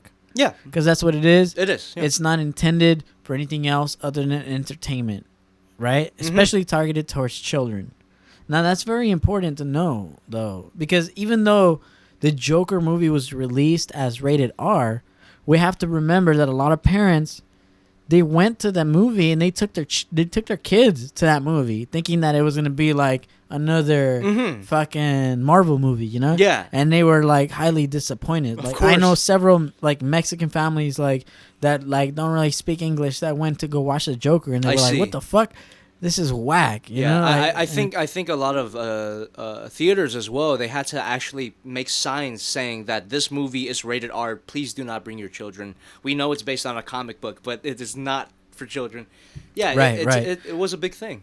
And so for that reason, I feel like, you know, comic books in general, they need to be looked at in two different ways. They need to be looked at in, like, the way that kids look at comic books, but they also need to be explored in a lack of a better. And I hate to bring up Jordan Peterson because I brought him up several other times. Why do you hate? Because people will put me in a camp of certain thought if I continue. I got you. But let's just say that his idea on the archetypal hero is a very good idea. You know, like, he's saying that the reason why these heroes exist is because we want to project ourselves into those characters, right?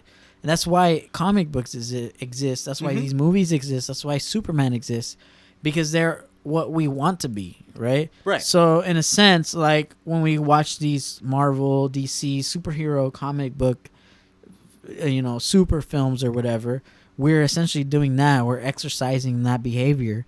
Now, the thing that I kind of disagree with is that it's, and you've actually quoted me on this before, it's that I don't like the escapism of it.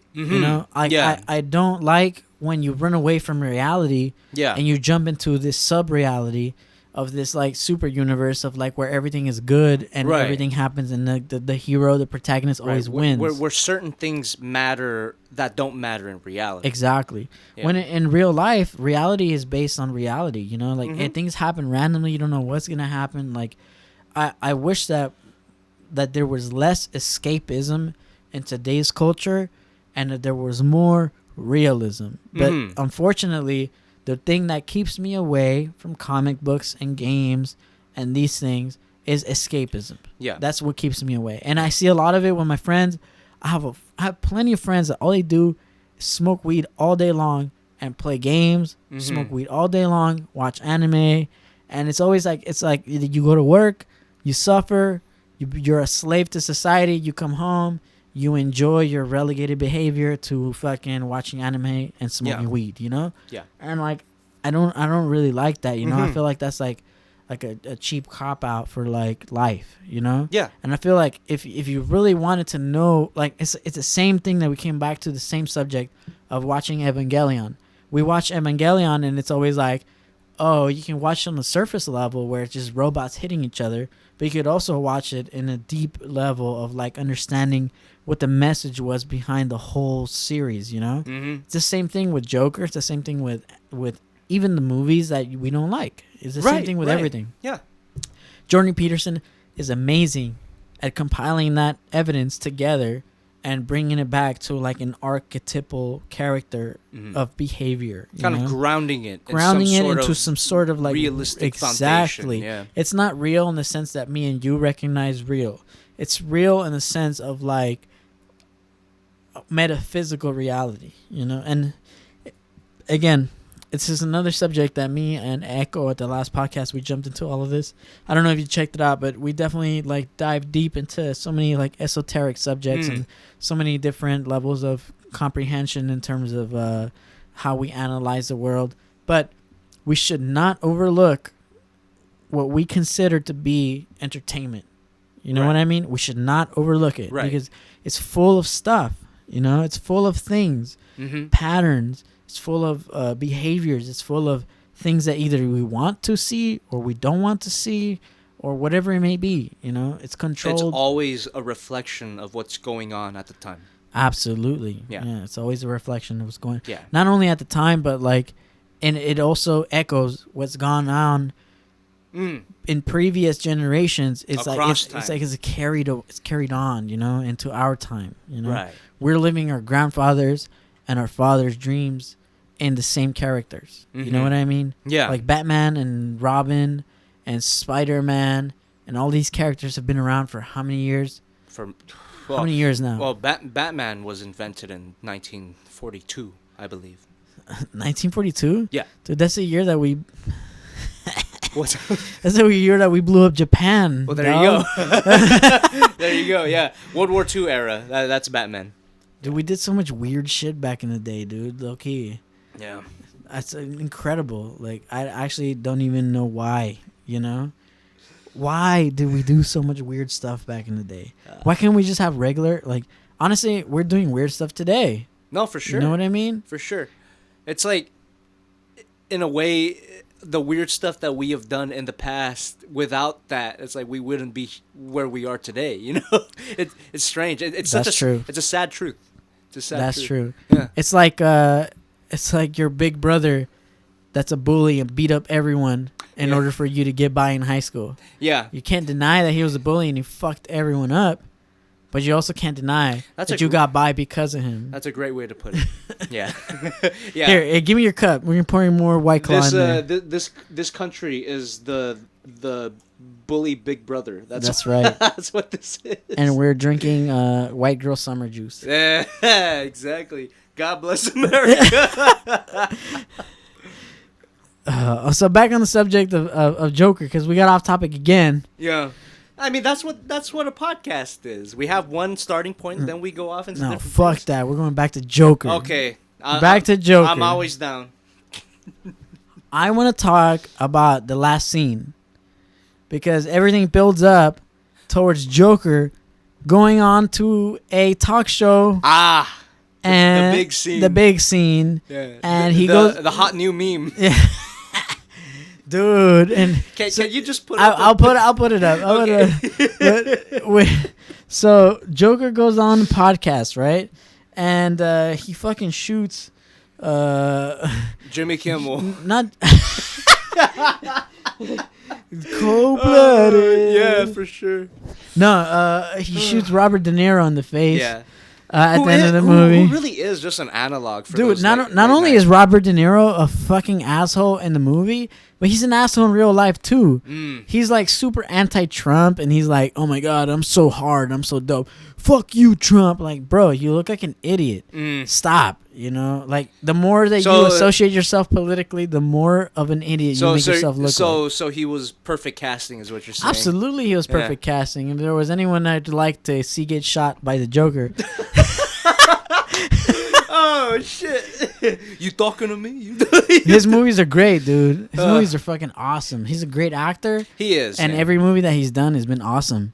But him as a person, he's just so stupid. He's an old man. Yeah, I feel like when you get old, you just start to get stupid. You know what I mean? You start to degrade mentally. Maybe it's gonna happen to us. We don't know. Maybe the more beer we drink, the more we fuck ourselves up early. You know? That's true.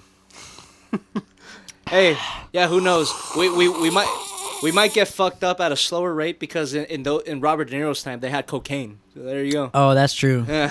Hey, that's a big that's true. Absolutely. That's a factor that not a lot of people like to think about, but yeah, cocaine was a huge part of the Hollywood culture. So the actor went onto that talk show host, late night. Oh, you're talking about Joaquin Phoenix going on Jimmy Kimmel?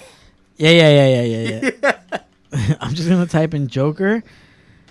Incel. Wow, that's the next suggestion is incel. God. Jesus Christ.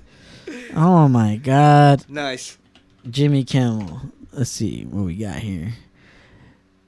I can't actually play the video because we probably get banned. But there he is. He's on Jimmy Kimmel. Yeah. And isn't that so ironic that he goes onto a talk show, a late night talk show, the exact same type of talk show that is depicted in the film as being exactly what they actually are in real life, which is a horn for the government. Whatever they want to say, whatever they want to do is what they say and what they do, you know? And the Joker is like this antithesis of that. He's like a domestic terrorist. He's a villain. He hates all these people for turning him into what he became, right? And he wants to give them their just desserts, and he shoots that dude in the face. And now, after the movie, this idiot, whoever's manager booked this interview, somehow made this happen. You know what I mean? Like the lack of self-awareness, I guess, right? And how did they not crack a joke about this, about the movie, about the ending of the movie? I think Jimmy Kimmel cracked one joke where it's like, I can't get into it, but if I did, like, everyone would want to leave or something. I think he says something along those lines. So they did acknowledge it, but the fact that it even happened in the first place is... Dude, like, if you were Jimmy Kimmel... Yeah. And you were watching Joker, and you watched Robert De Niro get shot in the face, would you not feel like you're that asshole? Like, absolutely. Like, I feel like it was targeted towards Jimmy Kimmel. I don't know, man. I wouldn't put it past Jimmy Kimmel to not have that level of self-awareness. So you think he doesn't even think of that? Yeah, he'd probably be like, oh, it's because he was doing a bad job of it. Like, I'm not that. I'm not that. Yeah. I don't know. That's how I could see him thinking. That's absolutely right. That's how naive these people are. That's how disconnected they are, you know? all of the late night talk show hosts that all feel and act the same and say the same things. Yeah. Orange man equals bad, and all they're all Jimmys. They're all Jimmys. They're all Jimmys. Yeah. Dude. This is ridiculous, dude. We live in a this is where I get conspiratorial. We live in a society. Yeah. This is where I get conspiratorial in a sense. Like who programs this, you know? Who's putting the money out there to make this happen for us to watch it, you know? Because nobody gives a fuck about mainstream media anymore, you know? Yeah. No one watches this bullshit. And they're trying so hard they really to are. shove it down our throats on YouTube and all these other platforms. At this point, they're really desperate to survive. Dude, they're dinosaurs. They're like dinosaur media. Yeah. Legacy media. And they're on fucking YouTube, and they're trying to ban alternative YouTubers that have particular political opinions, and they still want to take over the game on YouTube. Like they are uploading videos. Like CNN will upload a video, and it has 15,000 views. Yeah. You know what is one of the funniest things that has come of this? It's the image of Jimmy Kimmel. Jimmy Kimmel, a guy that was really big on TV. You know, we all know Jimmy Kimmel. The funniest thing ever is watching him say, like, comment, and subscribe. That is beautiful. Dude. That is beautiful. Not only that, but take a look at their hosts. Yeah. Their guests, I should say. All their guests are internet celebrities, you know? People who have made it on these platforms who have now gone on to these mainstream media outlets to say something. And and that's because they're bums essentially at this point. They're nobody. Yeah. Nobody cares about this media. This is so funny. I just fucking woke up to this thought right now where when we think about these old school YouTubers, these old school people that got popular on the internet, and when we map out their career trajectory, a lot of the times, let's take Smosh for example. Not to throw any shade on Smosh, but it's their heyday, their peak was definitely on YouTube, right? But I feel that when they started going mainstream, when they made a movie, when they started going on talk shows, that's when they died. Yeah, which is crazy. And people need to be careful with that. Yeah. They need to be careful. I'm actually surprised that Joaquin Phoenix even went on this fucking late night talk show. I mean, I'm not, because Joaquin Phoenix is he's an actor. He is part of the Hollywood system. He's part of the Hollywood system in a way. But you're right. Yeah, but in a way, it is kind of it still is pretty silly. I think he could reach so much more potential, stardom, if he took away his focus from mainstream media and refocus and rehoned his craft to alternative creative aspects. The problem is though that he just won't do it because the system is built already, and you gotta participate in the system if you want to get anywhere, you know? I would say though, Joaquin Phoenix, obviously I don't know the guy, but from what I've seen of him, he seems like a guy of strong character, where before he did the Joker movie, he's an indie darling. He's been in a bunch of independent films. Like what? Shit. There was a movie that came out recently. Sorry to quiz you while you're drunk. There was no, it's no problem. It's there's The Master. There's Her. There's no, he wasn't in The Lobster. But is it more serious characters? Like smaller movies, where he inhabits a character. Joaquin Phoenix has always been about that. Joker it was one of his few big genre films. You know what I mean? I got you. He seems like the guy who takes parts because he believes in the part. He won't take it because of money. He won't take it. Here's an example. Joaquin Phoenix, this guy was actually approached by Marvel, Disney Studios, to be Doctor Strange. But he didn't take it because he didn't want to be tied down to a multi-film contract. He's the kind of actor that wants to constantly improve. Yeah, because some of those contracts put some serious constraints on what other works you can do, right? Exactly. Yeah. That makes sense. Yeah. That makes sense. But we're also talking about a lot of money. That's another thing. That's true, yeah. We're talking about a lot of money. But dude, he turned it down. He turned down a Disney contract. Would you turn it down? Dude, I'd be so tempted to take it. Turned down for what? It's so crazy. Like that's why he strikes me as a guy of like good character, because he turned down Disney. At the same time, and I'm going to say this right now, but watching him in all his interviews, and I watched several different interviews with Joaquin Phoenix talking to people about the film and his character development in the film. There were people praising him left and right about his character and how he developed it and how it progressed, and the whole dial turning scenario that I gave you. Like that several people recognize that, like other like famous critics, and every time he came on to talk about it, he was so smug, dude. Like just hella smug, and I was like, yo, like you don't have to act like that, I see. But I will credit to him that there have been so many other people besides these people who are actually just criticizing his actual work, who were asking him really stupid questions like, oh, do you think that you incited violence and blah, blah, blah? Like, there's been a lot of that too, So I understand that he's probably has like reservations, in terms of what he wants to say about his character development and things like that. Well, here's the thing. This is something I like to think about. There's a movie review channel that I love watching. Maybe Jen might have shown you. Red Letter Media. They they're a movie review channel that has like a very cynical, kind of sarcastic attitude towards Hollywood products. And there's a quote by them that I always think about. In Hollywood, everyone in Hollywood is an asshole. There are just some people that can hide it better than others. And it's like that's true. That's perfect. Where it's like I think the smugness it's a natural byproduct of being an actor, of being on the screen. You kind of had to have a certain level of narcissism to be on a screen, including me, including Shut up. Right. Let's get humble real quick. Striker374 says, now here's a real question for everyone. Do you think that they will make Joker 2, and will he want to come back for another movie? Joaquin Phoenix, I assume he is referring to. That's an excellent question. Now, I actually watched an interview where he was talking specifically about the subject, and he said he's open to it. Mm-hmm. But the director is not. Oh. Yeah. Okay. Yeah. So Joaquin Phoenix says yes.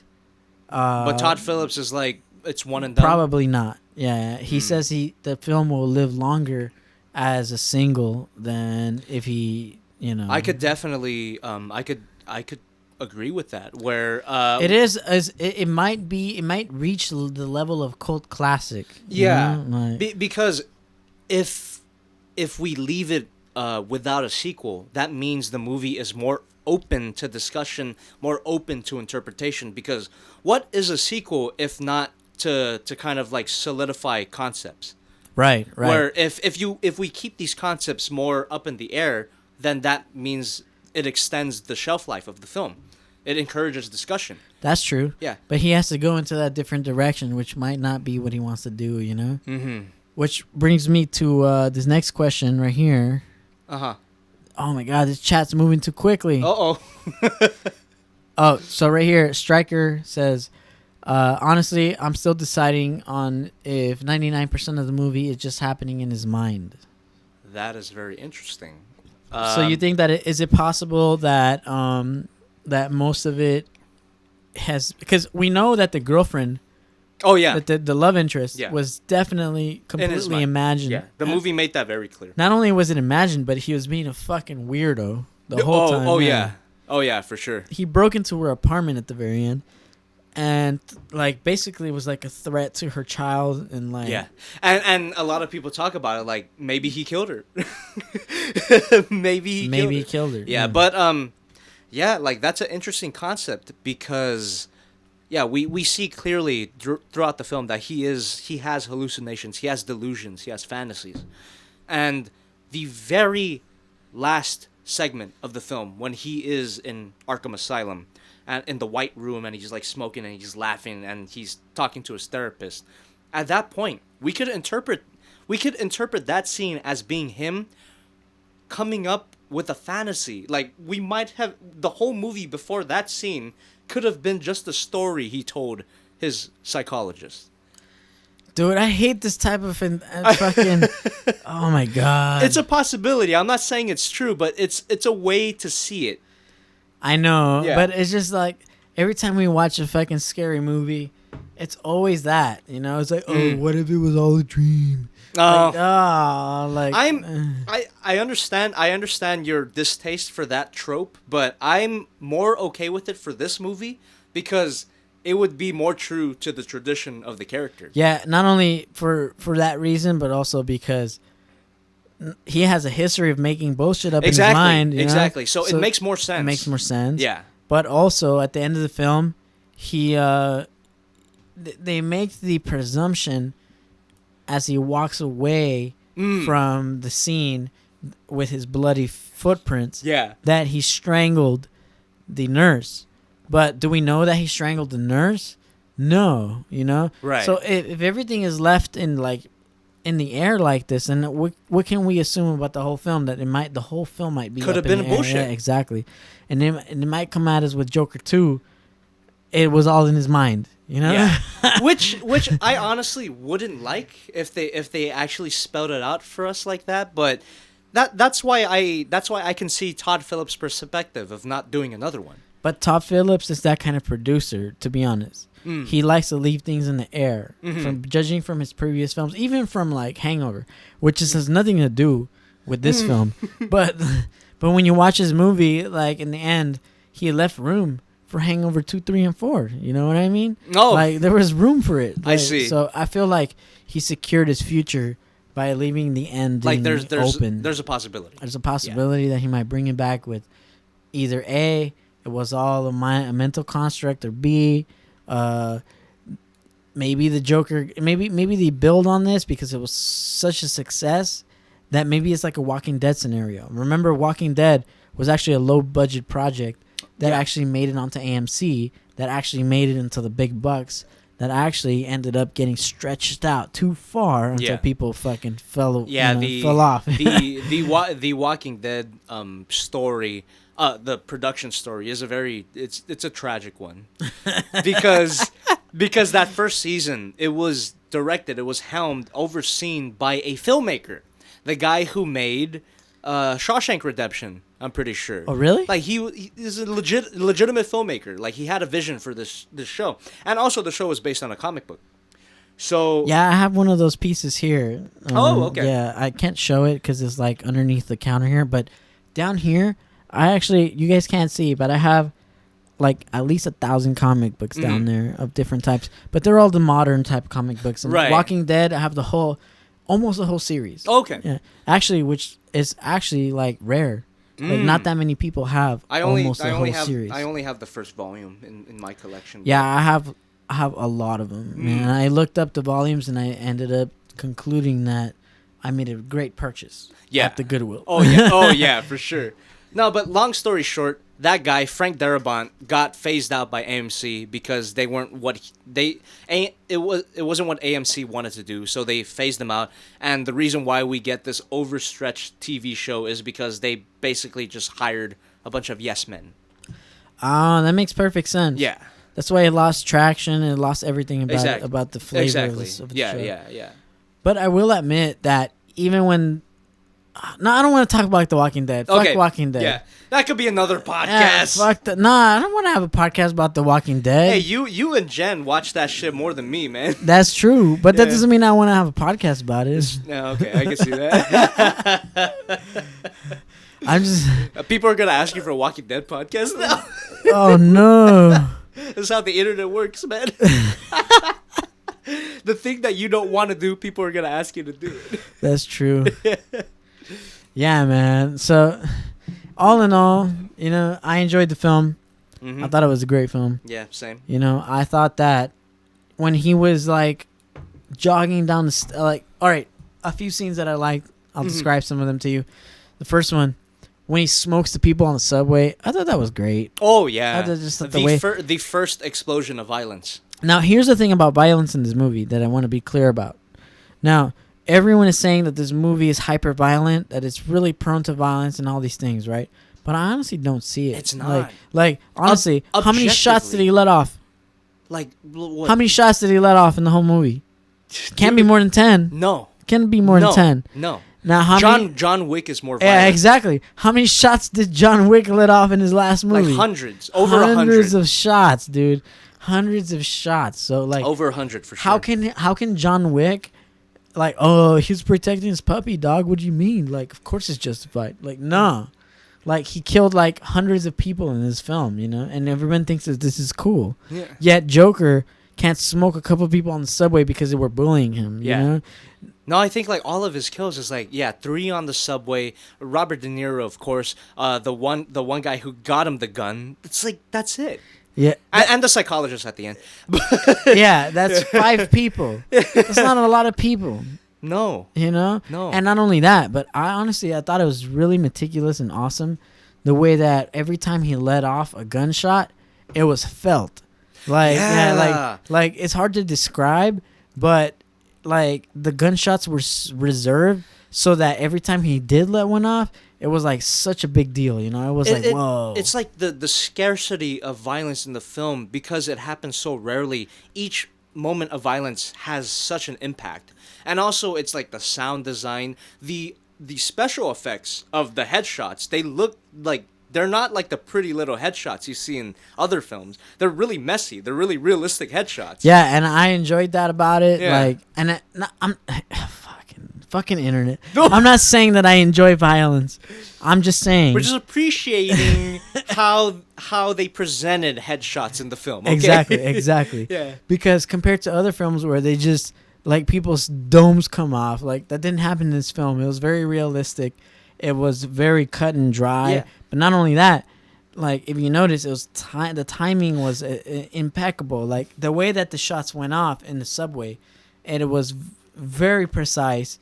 And me as a musician, I would notice this because I keep count subliminally, maybe, I don't know, but like every time I'm watching something, I'm like, there's a rhythm to everything, you know? Yeah. And like I noticed that when this whole scene popped off, like there was a particular rhythm to it, and the shots went off in a certain way, you know? Yeah. And I noticed that the director, he did that on purpose, and like the way that people's heads got scalped, the way that they got hit with it, it was like genius. The way that the camera panned to them, it was just such a good shot, like, to be honest. I will say specific instance where the violence was like presented so well and so disgustingly, so shockingly. It was the Robert De Niro scene, where how they framed it, how they shot that scene, it looked like a snuff film. Yeah, it actually that's true. looked That's real. true. It was just a single headshot, but whatever it was, how they framed it, how the sound design, it made you sick. It was like, oh, gee, it looked like a video that you would accidentally download from LimeWire. You know what I mean? Oh shit. Yeah, you know what I mean though. Like, yeah, you go in there to download Snoop Dogg and you get Mexican beheadings. Yeah, exactly. It felt like that, like what your grandma would post on Facebook. Like, oh no. It was so, especially with the 70s TV filter.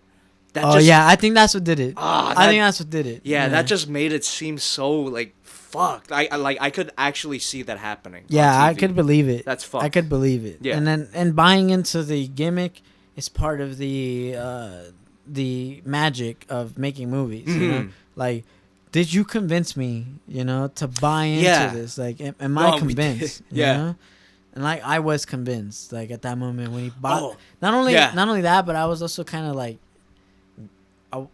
I didn't think it was gonna happen, but then when it happened, I was glad it happened. And then, again, I'm not condoning violence. Everybody on the internet, I'm not condoning violence. I'm just saying that it was a pleasurable moment when Robert De Niro got smoked, simply because, you know, of his character and the way that it was developed in the film. Of course, they made us.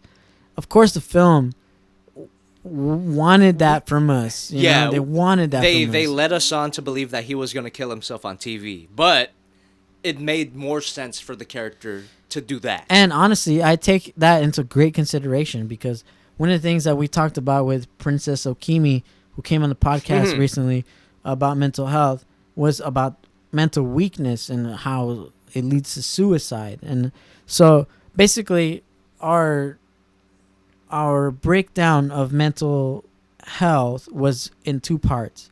It was you were either going to if you have nothing to live for, you're either going to kill yourself or B, you're going to kill others, you know?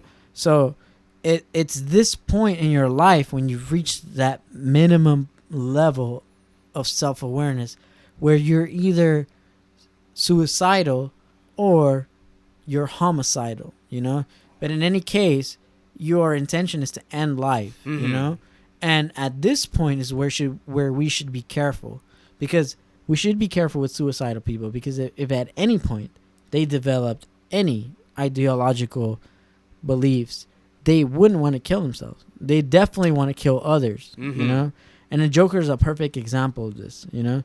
He's a perfect example of this mental development of homicidal behavior versus suicidal behavior. Now, what is the difference? I'll tell you what the difference is. It's a character trait that you're born with, in my opinion. I think that some people are born too strong, and no matter what you do to them, like in the film of the Joker, no matter how much you oppress them, no matter how much you stomp them out, no matter how much you try to put out their fire, they laugh at you. You know what I mean? They think it's funny. Yeah. And at the very end, they're willing to do the things that no one is willing to do.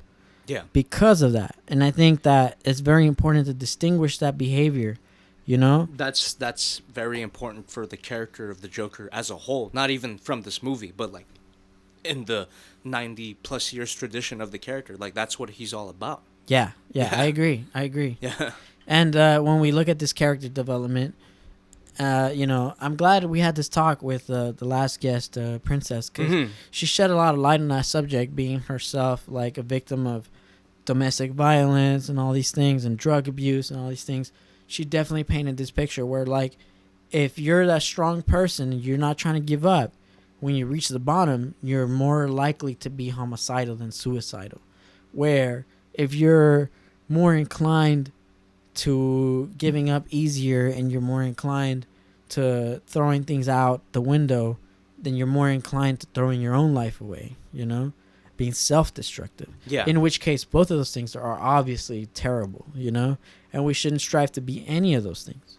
Of course. This movie is supposed to teach us that this behavior, we're supposed to counter it with some with intervention of some sort, you know? Well, no matter what kind of intervention it is. But obviously, it points out a very specific fact that society is the one that's guilty. It's not the government. It's not rich people. It's not nothing. It's society. It's us. It's every time we go on the train and you see that one person who's suffering and you clown on him, you know? It's every time you're walking down the street and you see that person thrown out on the sidewalk and you make fun of him and you throw shit at him or whatever the fuck, you know? It's every time you're in school and you see that kid who's different, and instead, no matter what your different is, you know? Different in 1980 could have been a nerd. Different in 2019 is a jock. No matter what your different is, you know, the different is going to fuck you up if you're not careful, you know? If you push these people to the edge, they might just jump over the edge and fuck you up, you know? And we need to really highlight this behavior. Really need to focus on it, because that is the whole point of the movie, in my opinion. You know, it's the whole point of the movie. No, I think the director would agree with you. I believe, like in interviews before the movie coming out, he said specifically that this movie is supposed to be a cautionary tale. Yeah. Right, and so like, yeah. How can you possibly turn this around into being an anthem for this behavior? Right. You know? Right. It's solely not an anthem. This is definitely not endorsing this kind of behavior. Like, if it was, the killing of Robert De Niro wouldn't have been presented in such a sickening way. Like, they would have made it look cool, you know? Yeah, it did exactly. not look cool. It looked disgusting. Not only that, but the fans, like, when Joker then gets arrested for his crimes, and he gets put in the cab or the car, the police car, yeah. And it crashes, and they rescue him and they worship him. Like, that whole worshiping scene, obviously, they're making the followers of him look like clowns. Yeah. You know what I mean? Yeah. Like, it's not in a good portrayal. Like at that point, he's like the king of trash. Exactly. He's the king of trash. And, like, for you not to see that, for you to think that we are endorsing that behavior, that we are actually trying to get people to be like that by watching this film is ludicrous. Yeah. It's absolutely ludicrous. It's not a triumphant moment when he's dancing on top of that police car. It's a really sad moment. Like, this is what he ended up as. That's terrifying. That's sad. Absolutely terrifying. Yeah. Dude, and it's ridiculous because, you know, somehow the media always wants to convince us of a different story. Somehow, you know? And we're not trying to have that story no more, you know? We're tired of it. Like, again, we're calling them dinosaur media for a reason. Like, go to sleep, you know? Man, go to sleep, yeah. We got real people talking about real things these days, you know? Whether it's on this podcast, whether it's on other podcasts, whether it's on different YouTube commentators, whether it's politics, whether it's mainstream media, whatever it may be. There's definitely a movement towards truth, a movement towards, like, knowing that, you know, what we're looking at, you know, whether it be mainstream movies, like take for example the Joker movie. Go on YouTube and type Joker movie explained. There's like a quadrillion videos on like Joker movie explained, you know what I mean?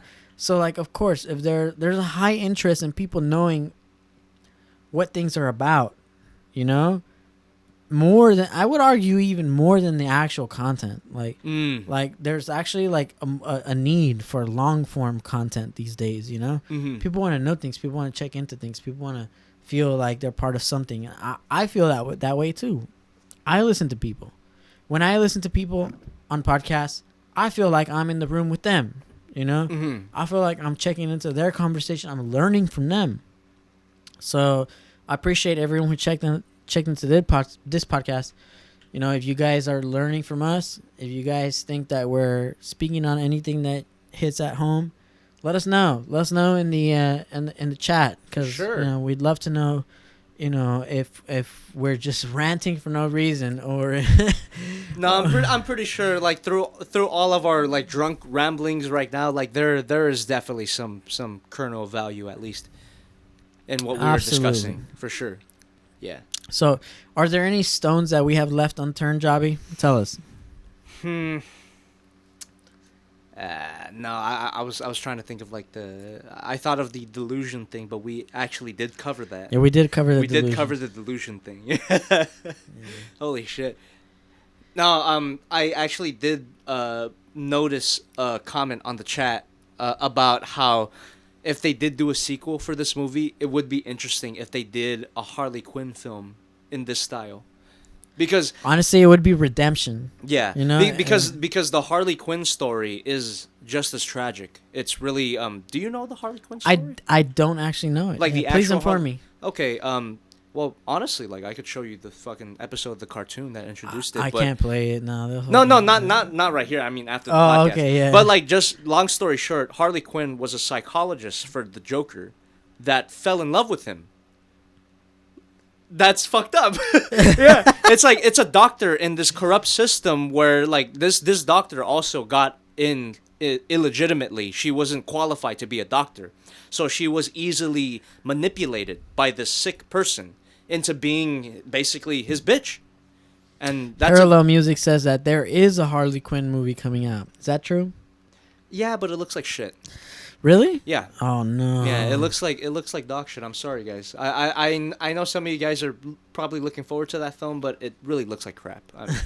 I'm just gonna be straight up. I could show you the trailer of that too, and you'd agree with me. Okay. Yeah. I definitely want to check that out off podcast. Yeah. I wish we could play that kind of stuff, but you know, YouTube. Yeah. YouTube is cuckoo heads out here. Yeah, like and it's funny, like talking about the Harley Quinn movie coming out. It's funny because that movie, the idea of it, I believe they thought about it before the Joker movie came out. So this new Harley Quinn movie, it's a fucking continuation of Suicide Squad. It's the same actress. It's the same actress? Yeah. Oh, well then what the fuck? It's like they just didn't throw it in the trash before it even comes out. Yeah, that's what I'm saying. It's like they didn't expect this new take on the Joker to be successful. Oh, so they've been working on this for so long. Yeah. And then now here comes Joaquin Phoenix, and now they fucking trash their work, and now they're like, oh no, what do we do? I mean, they're still gonna release it, but God, it looks so bad. It looks so bad, man. It looks fucking trash. Yeah, dude. I wish that all these hood rats would not identify with Harley Quinn, dude. Like, no, it's unhealthy. I mean? It's unhealthy. It's unhealthy. Like, yeah, and yeah, I do want to show you that, at least that episode of the original show, where it's like you will see exactly why it's so unhealthy for people to idolize this character. She's pathetic. That's kind of the appeal. That's the interest of that character. Where it's the same thing how we were talking about the Joker, where we can empathize, we can sympathize with this character, but we don't have to endorse or agree with that behavior. It's the same thing with Harley Quinn. Now, if someone actually made a movie where they represented this idea thoughtfully and executed the same idea the way that Joaquin Phoenix did and this new director, I wouldn't mind it so much. You know, maybe it'd be, like I said, redemption for this character. For me. Just because I dislike this character so greatly. But it's so sad because she's a great character, but not in the way that you think, you know? I know. I'm sorry. No. I'm biased. No. Like, I completely understand your bias because of the fact that they want you to see her that way, which is so strange. Yeah, it is strange that because again, and I can get conspiratorial about this all day long, but some people go as far as to say it's just like some crazy cabal of crazy men who want to manipulate the way that we think and want to tell children to be this way, right? And they want to give us these false idols instead of like these truistic idols, right? Yeah. So maybe there's something to that. Maybe Hollywood deep inside is flawed in their way of you know, but at the same time, I don't think that that's likely. I think that this is all profit motivated, you know. I think they're just looking at how many Instagram thoughts are gonna watch this and subscribe to it. This version of the character is more profitable than the original version of the character. And as much as we hate it, the truth is the majority of the population is gonna love it. Yeah, of course. So, but who are we kidding? It's so fucking weird to me. Harley Quinn, of all the characters to make into a girl power symbol, Harley Quinn is not one of those. She's not one of those. She is not a girl power symbol. She is the opposite of girl power. It's so. I just gotta show you, man. And any of you like OG Batman fans, you know what I'm talking about. Like, she is not a girl power character. Man, I honestly love this podcast so much. Yeah, this just been awesome. We've been on here for a while now. Yeah. I'm thinking we'll probably sign off now. Okay. Yeah. No, we could definitely talk about this off stream, but we'll continue this chat off stream. Yeah. Apologize to all the people in the chat that are still checking in, but we're out this bitch. Thank you guys for checking in, man. Really appreciate it. Again, subscribe to the podcast if you haven't already, and that's youtube.com/DJ Occult or just at DJ Occult. Check us out on the internet. Check out Jobby The Hong. Of course, everyone who's checked in already knows who Jobby The Hong is because he's the man. But still, check into his new content. They got a new song out with Civil called Red Dress. Check that out on SoundCloud. Give that some love. You know? Yeah, I'm the song is on all the same platforms that your podcast is on. Oh, awesome. There so you it's go. everywhere. Yeah. So it doesn't matter where you go. Check it out. iTunes, the whole deal. Check this podcast out. Save it in your phone, save it wherever you listen to or wherever you watch. Check it out. So, hey, thank you guys for tuning in. This was the Real Bias Podcast with Jobby The Hong, and we're signing out. Cheers, guys.